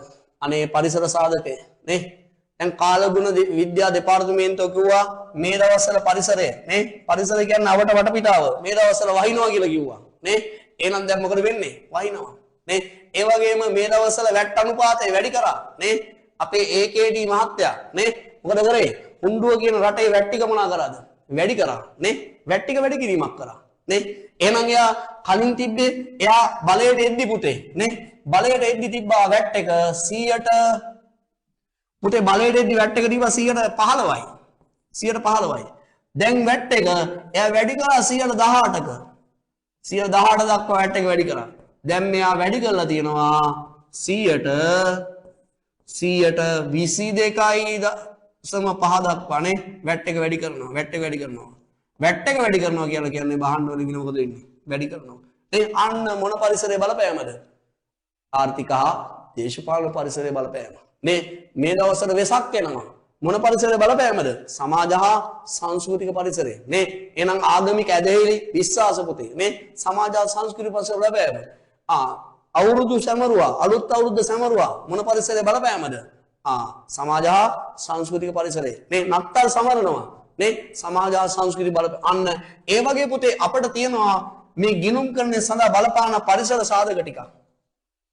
නේ පරිසර සාධක ටිකක් තියෙනවා. එහෙනම් අපිට ඉගෙන ගන්න ඕනේ දැන් මේ මිනිසුත් පුතේ ජීවත් වෙද්දී මේ පරිසර වෙනස් වීමකට ගැලපෙනවනේ. නේ වැස්සට කුඩයක් අරන් යනවා. නේ ඒ දවස්වලට පුතේ වැස්ස ගාට උණුසුම් දේවල් බොනවා. නේ ඒ කියන්නේ උණ හැදෙයි සෙම හැදෙයි කියලා පරිස්සම් වෙනවා. නේ අන්නේ පරිසරේ බලපෑම. ඒ වගේම දැන් මේ දවස්වල මිනිස්සු ආවට ගියාට වියදම් කරන්නේ සල්ලි. ඇයි? භාණ්ඩවල මිල වැඩි. නේ? ඒක නිසා පුතේ අන්න පරිසරයේ බලපෑමක් කරනවා. එහෙනම් මිනිස්සුන්ට බලපෑම් කරනවා නම් ව්‍යාපාරවලත් පුතේ මේ පරිසරයේ බලපෑම් ඇති කරනවා. ඒ වගේම ව්‍යාපාරයේ තියෙන ගිණුම් කරනවත් බලපෑම් ඇති කරනවා. එහෙනම් ව්‍යාපාරයේ කෙරේ බලපාන පරිසර සාධක නැත්නම් ගිණුම් කරන්නේ කෙරේ බලපාන පරිසර සාධකට අපි කියනවා පුතේ මොනවා කියලා කියනවද? පරිසර සාධක කියලා කියනවානේ. ගිණුම් කරන එකේ ක්‍රියාත්මකයේ බලපාන පරිසර සාධක. එහෙනම් අපි මේ එකිනෙක කියන ගමු. ඉස්සලා නෛතික පරිසරය. නේ? මට කියන්නකෝ නෛතික පරිසරය කියන්නේ මොකද්ද පුතේ? ගිණුම් කරන සඳහා බලපාන නෛතික පරිසරය. අනේ නීති ටික. මේ ගිණුම් කරන කටයුතු කරගෙන යද්දී බලපාන නීති වලට අපි කියනවා පුතේ මොන පරිසරයද? නෛතික පරිසරය. එහෙනම් උදාහරණ පුතේ සමාගම් පනත 2007 අංක 7 දරන සමාගම් පනත. ඊට පස්සේ හවුල් ව්‍යාපාර ආඥා පනත. මේකත් පුතේ අපි නීතියක්. දැන් ඔයා හවුල් ව්‍යාපාර ඉගෙනගෙන තියෙනවා නම් අනිවාර්යෙන් පුතේ හවුල් ව්‍යාපාර වල ඉගෙන ගත්තා 1790 හවුල් ව්‍යාපාර ආඥා පනත. කවද්ද පුතේ? 1890 නේ 1890 අපි ඉගෙන ගත්තා 1890 නේ හවුල් ව්‍යාපාර ආඥා පනත 1890 හවුල් ව්‍යාපාර ආඥා පනත. ඒ වගේම අපි ඉගෙන ගත්තා EPF පනත. ඒ වගේම ඉගෙන ගත්තා අපි ETF පනත. නේ මේ පනත් ඉගෙන ගත්තා මේකත් ඉගෙන ගත්තා මේකත් සමාගම් කරද්දී ඉගෙනගෙන තියෙනවා. අපි ඉස්සරහට ඉගෙන ගන්නවා පුතේ. දැන් ඔයා තාම ඉගෙනගෙන නැත්තම් ඔයා බය වෙන්න එපා. අපි මේ ටික ඔයාලට රට්ටක් ගාලා පුතේ ෂෝට් නෝට් එකක් හදලා දීලා ඔයා ගොඩ දාන්න. ඉතින් අපි කරන්න පුළුවන් උපරිම දේවල් මේ මාස 3 කරනවා. පැහැදිලි වැඩේ. ඒ නිසා ඔයාට අනිවාර්යෙන් මේ සමාගම් පනත හවුල් ව්‍යාපාර ආඥා පනතේ ගොඩක් වගන්ති තියෙනවා. අපිට වැදගත් වෙන වගන්ති දෙකයි. ඔයා දැනටමත් දන්නවා මේ වගන්ති දෙක. හරි ලේසි මතක තියාගන්න. එකක් 24 අනිත් එක මොකක්ද වෙන්නේ? ඒකේ අනිත් පැත්ත 42. නේ? එහෙනම් 24 වගන්තියේ කොන්දේසි ටිකක් තියෙනවා. 42 කොන්දේසි තියෙනවා. එහෙනම් මේකේ 24 වගන්තියේ කොන්දේසි තියෙන පුතේ එකක් මොකද්ද? මෙයා කියනවා ලාභය. නේ? මෙයා කියනවා ලාභය පුතේ ලාභ සම බෙදා ගන්න කියලා කියනවා. නේ? ලාභය සම්බන්ධව. ඊට පස්සේ ප්‍රාග්ධනය සඳහා පොලි අය කරගන්න එපා කියලා කියනවා. සමානව ප්‍රාග්ධන යොදවන්න කියලා කියනවා. ඒ වගේම මෙයා කියනවා පුතේ හවුල් ව්‍යාපාරේ කඩන සඳහා සමානව දායක වෙන්න කියලා කියනවා. ඒ සඳහා වේතන ගන්න එපා කියලා කියනවා. නේ අන්න ඒ වගේ කරුණු ටිකක් කියනවා පුතේ මොනවද? හවුල් ව්‍යාපාර ආරක්ෂා පනතේ. එහෙනම් හවුල් ව්‍යාපාර ෂෝට් නෝට් එකකින් අපි ඒ ටික ඉගෙන ගන්නවා. නේ හවුල් ව්‍යාපාර ගණන් හදන්න කලින් නීති ඉගෙන ගන්න ඕනේ. නැත්නම් පුතේ ගාන හදද්දි පුතේ සමහරක් දේවල් අපි නීතියෙන් කරන දේවල් තියෙනවා අපිට හිතලා කරන්න බෑ. යන්න සීමා කරනවා නෛතික පරිසරය. එහෙනම් මට කියන්න පුතේ නෛතික පරිසරය කියන්නේ මොකද්ද? ගෙනුම් කරන කටයුතු කරගෙන යද්දී බලපානා නීති වලට කියන පුතේ නෛතික පරිසරය. උදාහරණ සමාගම් පනත, හවුල් ව්‍යාපාර ආරක්ෂා පනත, EPF පනත, ETF පනත, පාරිභෝගික කඩින අධිකාරී පනත, මේ ආදායම් බදු පනත, ඒ වගේ නීති ඔක්කොටම කියනවා පුතේ මොකද්ද? නෛතික පරිසරය කියලා කියනවා. නේ නෛතික පරිසරය කියලා කියනවා. නෛතික පරිසරය කියලා කියනවා. නේ එහෙනම් අපි යන් ඊට පස්සේ පුතේ අපේ ශිල්පීය හා වෘත්තීය පරිසරය. ශිල්පීය හා වෘත්තීය පරිසරය. මේ ගිනුම් කරන්නේ පුතේ තියෙනවා එක එක අගයන්. නේ එක එක වටිනාකම් තියෙනවා. අන්න මේවා මනින්න අපිට ඕනේ වෙනවා පුතේ මොනවාද? එක එක ශිල්පකම. නේ මේකට කියනවා පුතේ ශිල්පීය පරිසරය. නිකන් හිතන්නකෝ පෙට්‍රල් සෙට් එක තොග මනිනවා. ඒකට විශේෂ ශිල්පකමක් ඕනේ. නේ අපිට විශේෂ අපිට ලීටර් වලින් තමයි පෙට්‍රල් සෙට් එකේ කිලෝ වලින් මනින්න බෑ සෙට් එකේ. නේ අන්න ඒ වගේ ඒවට කියනවා පුතේ අන්න ශිල්පීය පරිසරය. එක එක ව්‍යාපාරවල තොග මනින්න ව්‍යාපාරවල පුතේ තොග මනින්න අපිට ශිල්පකම තියෙනවා. දැන් සාමාන්‍ය පුත් සිටියක් වගේ භාණ්ඩ ගොඩාක් තියෙන ව්‍යාපාරයක අපිට තොග මනින්න පුතේ ක්‍රමයක් තියෙනවා නේ. ඒක තියෙනවා පිරිවැය සූත්‍ර පුතේ නේ. පිරිවැය සූත්‍ර තොග මනින්න පිරිවැය සූත්‍ර නේ. අපි ඉගෙන ගත්ත පුතේ 5-4 සහ LIFO. අන්න ඒක ශිල්පීය ක්‍රමයක් නේ. ප්‍රමිතිය කියලා තියෙන LKS 2 තොග ප්‍රමිතිය කියලා තියෙනවා. යම් ව්‍යාපාරයක අවසාන තොගේ මනින්න යම් ශිල්පකමක් කියලා තියෙනවා.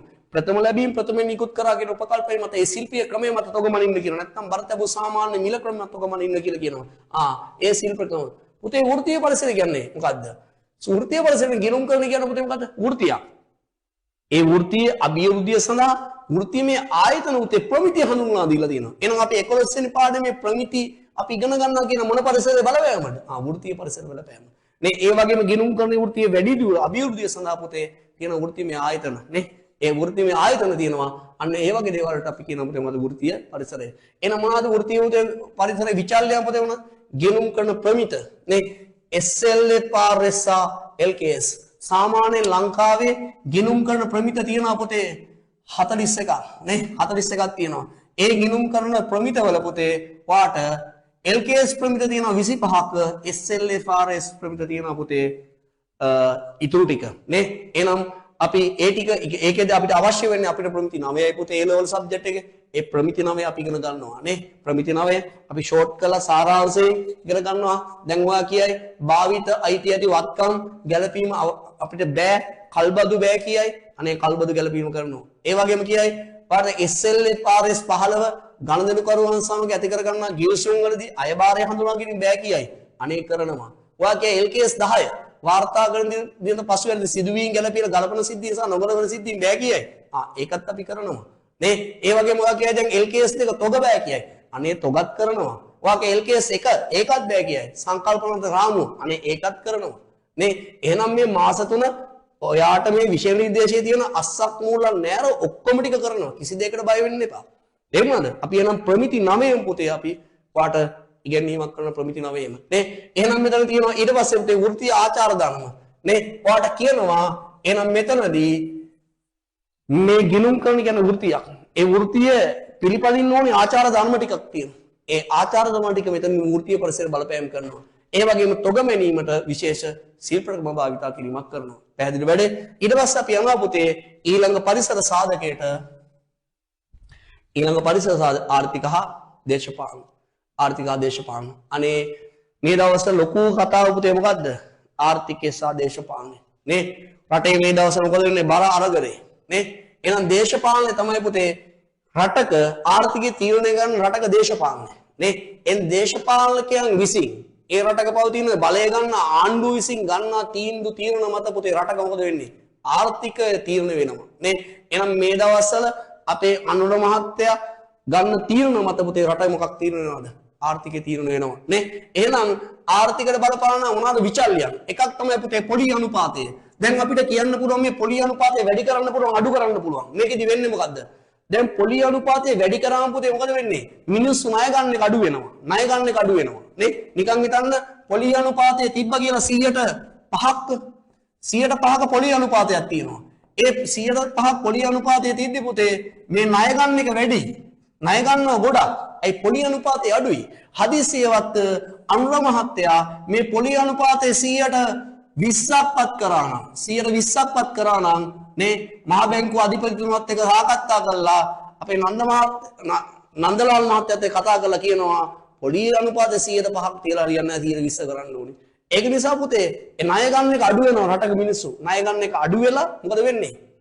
ණය ගන්න එක අඩු වෙලා ව්‍යාපාර වර්ධනය අඩු වෙලා මේ රැකිරක්ෂා නැති වෙලා යනවා. හැබැයි පොලි අනුපාතේ අඩු කරාම ණය ගන්න එක වැඩි මේ රැකියාව වැඩි ආයෝජනය වැඩි රට සංවර්ධනය වෙනවා. එහෙනම් සාමාන්‍ය රටක පොලි අනුපාතේ අඩු කරන එක රටකට හොඳයි.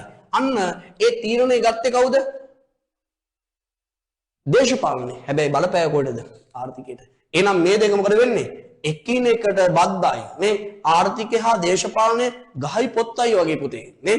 ඒ දෙකම නැතුව යන්න බෑනේ. ඒ වගේ තමයි. එහෙනම් අන්න පොලි අනුපාතේ උද්දමනය. නේ සාමාන්‍ය භාණ්ඩ වල මිල මට්ටම ඉහළ යාම. උද්දමනය කියලා කියනවා. ඊට පස්සේ රාජ්‍ය ප්‍රතිපත්ති. රාජ්‍ය කියන මිල පාලන ප්‍රතිපත්තියක් ගේනවා. අවම මිල මෙච්චරයි, උපරිම මිල මෙච්චරයි. ආර්ථික විද්‍යාව ඉගෙන ගන්නවා. අවම මිල සහ උපරිම මිල. ඊට පස්සේ මේ තියෙන අවම සහ උපරිම මිල පාලනය. නේ? අවම සහ උපරිම මිල පාලනය. අන්න ඒ වගේ දේවල්ට කියනවා පුතේ මොන පරිසරද? ආර්ථික හා දේශපාලන පරිසරය කියලා කියනවා. ඊට පස්සේ අපි යනවා පුතේ තාක්ෂණික පරිසරයට නේ. තාක්ෂණික පරිසරයට යනවා. තාක්ෂණික පරිසරයට. මේ බලන්න පුතේ තාක්ෂණික පරිසරය මොකද වෙන්නේ කියලා. තාක්ෂණය කියන්නේ දැන් ඇත්තටම අද ලෝකේ වෙනස් වීගෙන යනවා පුතේ මොන තාක්ෂණයත් එක්කද? chat එකට දාන්න පුතේ. ලෝකේ ලොකු වෙනසක් වීගෙන යනවා මොන පරිසරයේ තාක්ෂණික පරිසරයේ ඒ තාක්ෂණික පරිසරයේත් පුතේ ලොකු වෙනසක් වෙනවා මොකක්ද එක්කද? මොකක්ද එක්කද? chat එකට දාන්න පුතේ. මොකක්ද එක්කද? තාක්ෂණය වෙනස් වෙනවා මොකක්ද එක්කද? AI තාක්ෂණයත් එක්කනේ. AI තාක්ෂණයත් එක්ක පුතේ මේ ලෝකයේ උඩු යටකුරු වීගෙන යනවා. දැන් සමහරවිට මේ ගිණුම් කරන කියන විෂයත් පුතේ ලොකු වෙනසක් එන්න පුළුවන් මොකද්ද? AI තාක්ෂණයත් එක්ක.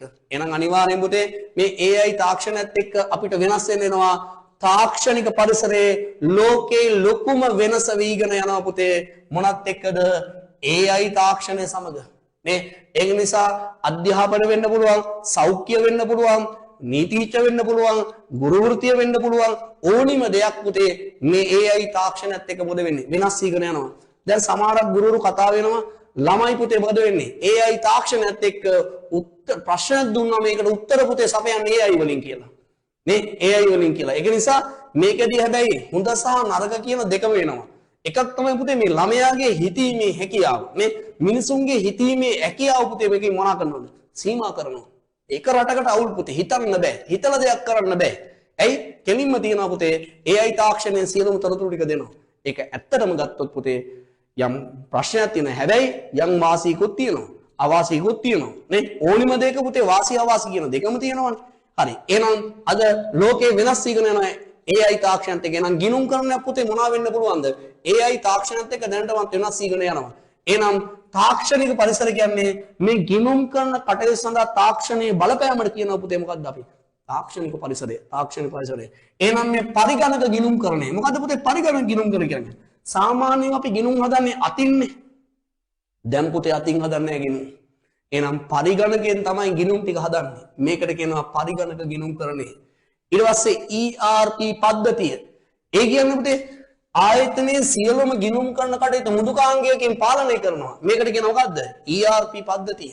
මේ යන ගිණුම් කරන මෘදුකාංග ඇවිල්ලා තියෙනවා. මේ AI භාවිතය නේ AI භාවිතය AI භාවිතය නේ අපිට වැදගත් වෙනවා පුතේ මොනා කරන්නද? මේ ගිණුම් කරන කටයුතු සඳහා AI තාක්ෂණයේ ලොකු වැදගත්කමක් වෙලා තියෙනවා නේ. AI තාක්ෂණයේ ලොකු වැදගත්කමක් වෙලා තියෙනවා. හරිනේ? AI තාක්ෂණය නේ AI භාවිතය අද දැන් ලොකු වෙනසක් වෙලා තියෙනවා. ගිණුම් කරන කටයුතු සඳහා AI භාවිතය අහන්න පුළුවන් ප්‍රශ්නයකට මොන පරිසරයේ බලපෑමද? තාක්ෂණික පරිසරයේ බලපෑම නේ. තාක්ෂණික පරිසරයේ බලපෑම. හරි. අපි යනවා පුතේ සමාජ හා සංස්කෘතික පරිසරය. සමාජ හා සංස්කෘතික පරිසරය. මේක කියන්නේ රටක ජීවත් වන මිනිසුන්ගේ ආගම්, ඇදහිලි, විශ්වාස, ජන වර්ග ඒ මත පුතේ රටක සමාජ හා සංස්කෘතිය තියෙනවා. ඒ මත ව්‍යාපාර වලටත් ගිණුම්කට බලපෑම් ඇති කරනවා. මේකට කියනවා සමාජ හා සංස්කෘතික පරිසරය. මොනවාද විචලනයන් පුතේ? ආගමික සිරිත් නේ. ආගමික සිරිත්. පොයට පන්සල් යන්න ඕනි නේ. අන්න ආගමික සිරිත. යන්නේ නැහැ කට්ටිය. එනකොට යන්න ඕනි කියලා එකක් තියෙනවා. පොයට පන්සල් සියලු වැඩ නතර කරන්න ඕනි. නේ පොයට පන්සල් යන්න ඕනි. නේ දැන් වෙසක් පොය එනවා ඉස්සරහට. වෙසක් වල වෙසක් කුඩු හදන්න ඕනි. තොරන් බලන්න යන්න ඕනි. දන්සල් බලන්න යන්න ඕනි. නේ අපිත් අපේ accounting පන්තියෙන් දන්සලක් දෙනවා. නේ ඒ වගේ දේවල් කරන පුතේ යන්න ඒ මොනවා දැන් හැම අවුරුද්දෙම හැම මාසෙම කරනවද? නෑනේ අපි වෙසක් වලට ඒ පොසොන් වලට තමයි දන්සල් දෙන්නේ. නේ ඒක ලෝකයේ තියෙන ලෝකේ නැති අපේ රටේ තියෙන විශේෂකම් තමයි අපිට මේ මොනවද දන්සල් නේ ඒ කියන්නේ අපි නිකන් දෙනවා මිනිස්සුන්ට කන්න දෙනවා නේ ඒ වගේ පුතේ මේ පාරිභෝගික හැසිරී නේ පාරිභෝගික හැසිරී ඒ කියන්නේ ආහාර ඇඳුම් ඒ වගේ පුතේ සමාජ සංස්කෘතිය බලපෑම් තියෙනවා නේ දැන් සුද්ධ අඳින විදිහට අපි අඳින්නේ නෑනේ සුද්ධ කන විදිහට අපි කන්නේ නෑනේ වෙනස් පාරිභෝගික හැසිරීම පුතේ එකිනෙකට මොකද වෙන්නේ සමාජ සංස්කෘතිය මත වෙනස් වෙනවා නේ ඒ වගේම වාර්තාවල විනිවිදභාවය නේ එතකොට සාමාන්‍ය ගත්තොත් මේක සමාජ සංස්කෘතිය බලපෑම් ඇති කරනවා හරිනේ සමාජ සංස්කෘතිය බස් ඒකට හේතුව භාෂාව ගත්තොත් පුතේ නේ මන් දෙනවා දැන් දෙමළ කට්ටියට සිංහලෙන් උගන්වනවා දෙමළ කට්ටියට පුතේ තේරෙනවද වැඩේ වාර්තා දෙනවා තේරෙනවද නෑ නේද අන්න ඒකත් පුතේ සමාජ සංස්කෘතිය බලපෑම නේ එහෙනම් මං සිංහල දන්නේ උට උගන්වන්න ඕනේ නේ අන්න ඒ වගේ මෙම ගිණුම් කරන සාධක භාවිතයෙන් වෙනස්කම් ඇති කරයි හරිනේ හරි ඊළඟ කොටසට දැන් අපි එනම් පුතේ ඊළඟ කොටසට ගිණුම් කරන පින නිර්වචනය දැන් මේක දන්නවා පුතේ සාමාන්‍යයෙන් පුතේ ඔයාට මේ ගුරුවත් පොතේ දාලා තියෙනවා ගිණුම් කරන කියන්නේ වෘත්තියක්නේ ගිණුම් කරන කියන්නේ පුතේ මොකද්ද වෘත්තියක් එහෙනම් මේ වෘත්තියේ එක එක කට්ටිය එක එක දේවල් කරන්න පුළුවන් නේ එක එක දේවල් කියන්න පුළුවන් ඒ නිසා මේ වෘත්තිය ගිණුම් කරන ආයතන විසින් නිකුත් කරලා තියෙනවා මේ ගිණුම් කරන වෘත්තිය ඔයාට PDF එක දාම මේකම කියව ගන්න පුළුවන් පුතේ හරිද එහෙනම් හැබැයි අපි මෙතනදී පොදු නිර්වචනයක් හඳුනා ගන්නවා. ගිණුම් කරන්නේ පොදු නිර්වචනේ. මේ තියෙන පොදු නිර්වචනේ උනන්දුවක් දක්වන පාර්ශවයන්ට. ඒ කියන්නේ අපි ඉගෙන ගත්ත කවුද පුතේ? ඇල්මැති පාර්ශවයන්ට. මේ ඇල්මැති පාර්ශවයන්ට තීරණ ගැනීම සඳහා ගිණුම් කරන්නේකට අදාළ ආර්ථික තොරතුරු සැපීමේ සමස්ත ක්‍රියාවලියකට අපි කියනවා පුතේ මොකද්ද ගිණුම් කරන්නේ? එහෙනම් ගිණුම් කරන්නේ කියන්නේ පුතේ මොකද්ද? ව්‍යාපාර ඒකකයක් තියෙනවා. ඇල්මැති පාර්ශව ටිකක් ඉන්නවා. ඒ ඇල්මැති පාර්ශවයන්ට ආර්ථිකය සම්බන්ධව තීරණ ගන්න තොරතුරු සැපීමේ සමස්ත ක්‍රියාවලියකට අපි කියනවා පුතේ මොකද්ද? ගිණුම් කරන්නේ. ඒකත් එක්කම තියෙනවා පුතේ මේ ගිණුම් කරන්නේ අරමුණ. හැමදාම පුතේ අහන ප්‍රශ්නයක්. ගිණුම් කරන්නේ අරමුණ. ඒකේ කියන්නේ ගිණුම් කරන ඒකේ පිනොන උනන්දුවක් දක්වන පාර්ශවයන්ට තීරණ ගැනීමට අවශ්‍ය වන ආර්ථික තොරතුරු sannivedana කිරීම නේ. ඇල්මැති පාර්ශව sannivedana කරනවා ගිණුම් කරන තොරතුරු. ඒකට කියනවා අපි මොකද්ද පුතේ? ගිණුම් කරන්නේ අරමුණ නේ එහෙනම් හැමතිස්සෙම මතක තියාගන්න මේ ෂෝට් නෝට් එකට ගන්න ගිණුම් කරන්නේ අරමුණ නේ ගිණුම් කරන්නේ අරමුණ ඊට පස්සේ අපි යම් පොතේ ඊළඟ කොටස වලට සාකච්ඡා කරන මේ වෘත්ති ගිණුම් කරන කියන වෘත්තියන්නේ එහෙනම් මේ ගිණුම් කරන වෘත්තියේ ආයතන ටිකක් තියෙනවා ගිණුම් කරන කියන්නේ වෘත්තියක් මිනිස්සු කරන්නේ ඒ මිනිස්සුන්ට මේ වෘත්තිය හොඳින් කරගෙන යන්න මේ වෘත්තිය ආරක්ෂා කරන්න පුතේ තියෙනවා ආයතන ටිකක් ඒක ලෝකෙත් තියෙනවා ආයතන ලංකාවෙත් තියෙනවා ලෝකයේ තියෙන එක ආයතනයක් තමයි මේ IAS එක. එක ආයතනයක් තමයි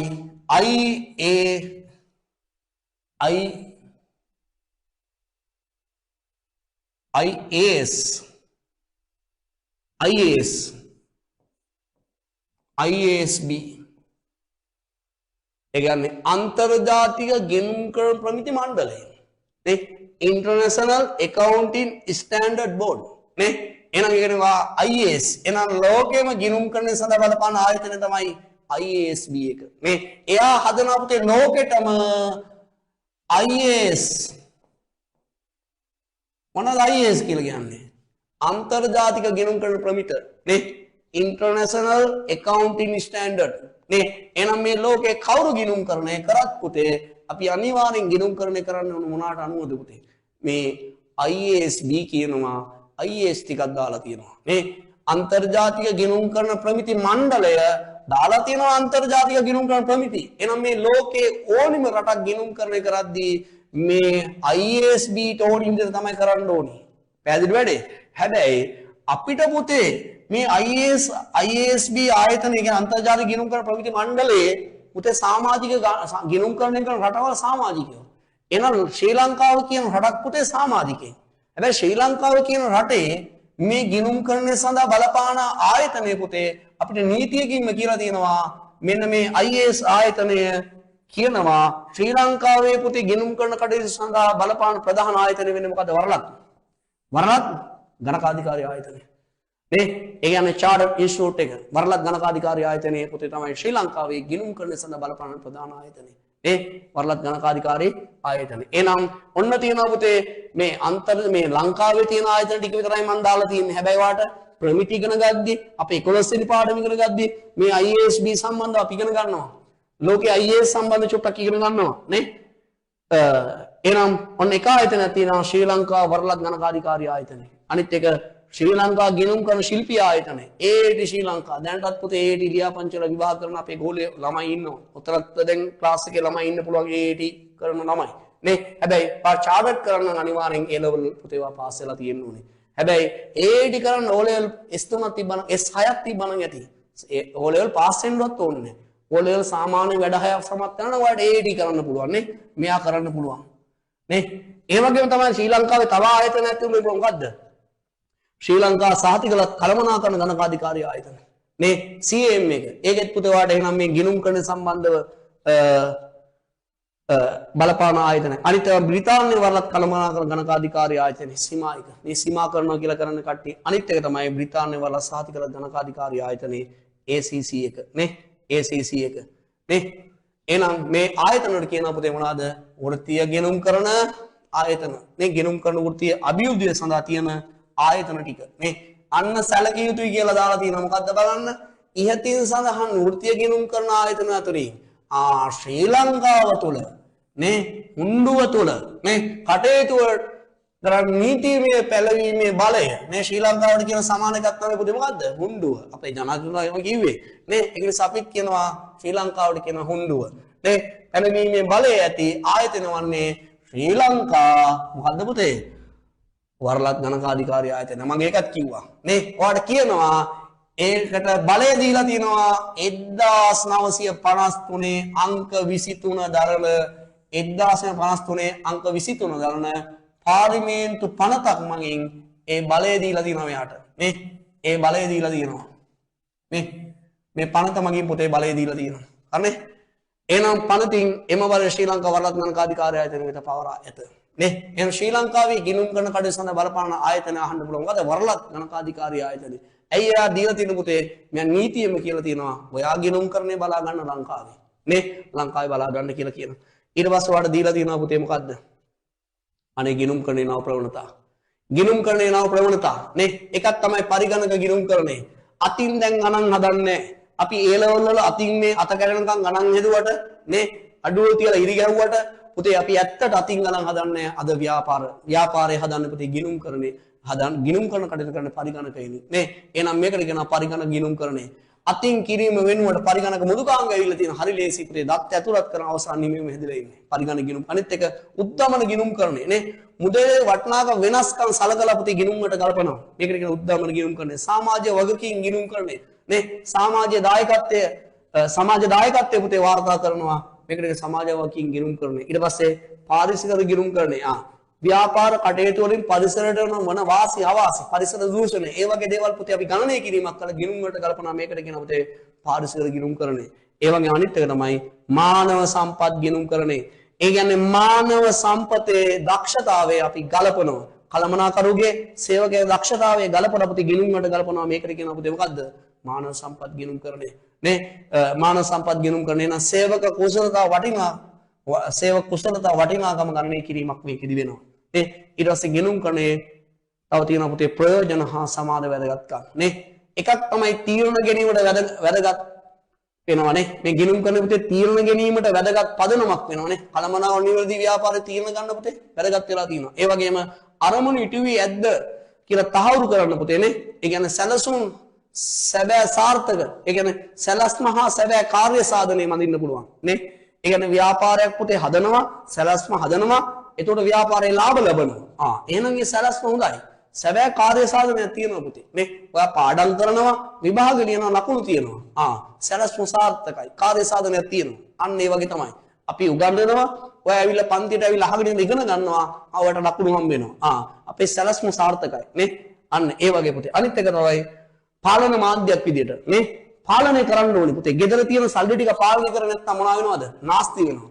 ඔයාගේ පොත්පත් ටික ඔයා පාලනය කරන්නේ නැත්නම් නාස්ති වෙනවා. නාස්තිය, වංචා, හඳුනා ගැනීම හා සම්පත් ආරක්ෂා කිරීමට මේක පාලනය කිරීමක් අපි කරන ගිණුම් කරන්නේ මගින්. අනිත් එක තමයි තොරතුරු ප්‍රවේය නේ. ආයෝජකයන් නැහිම යන සේවකයන්ගේ වෙන සියලුම පාර්ශවයන් සදා තොරතුරු ලබා දෙනවා. සමාජ සංසිද්ධියක් විදිහට මේක වැදගත්.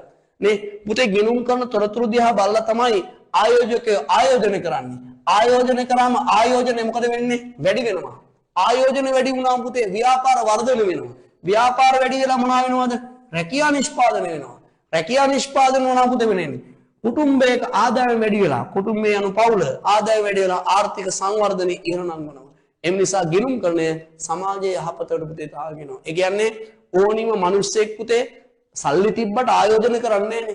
එයා ගිණුම් කරන්නේ දිහා බලලා තමයි ආයෝජනය කරන්නේ. නේ ආයෝජනය කරාම ව්‍යාපාර වර්ධනය වෙනවා. ව්‍යාපාර වැඩි වෙලා රැකියාව වැඩි වෙනවා. නේ රැකියාව වැඩි වෙලා පුතේ මොකද වෙන්නේ?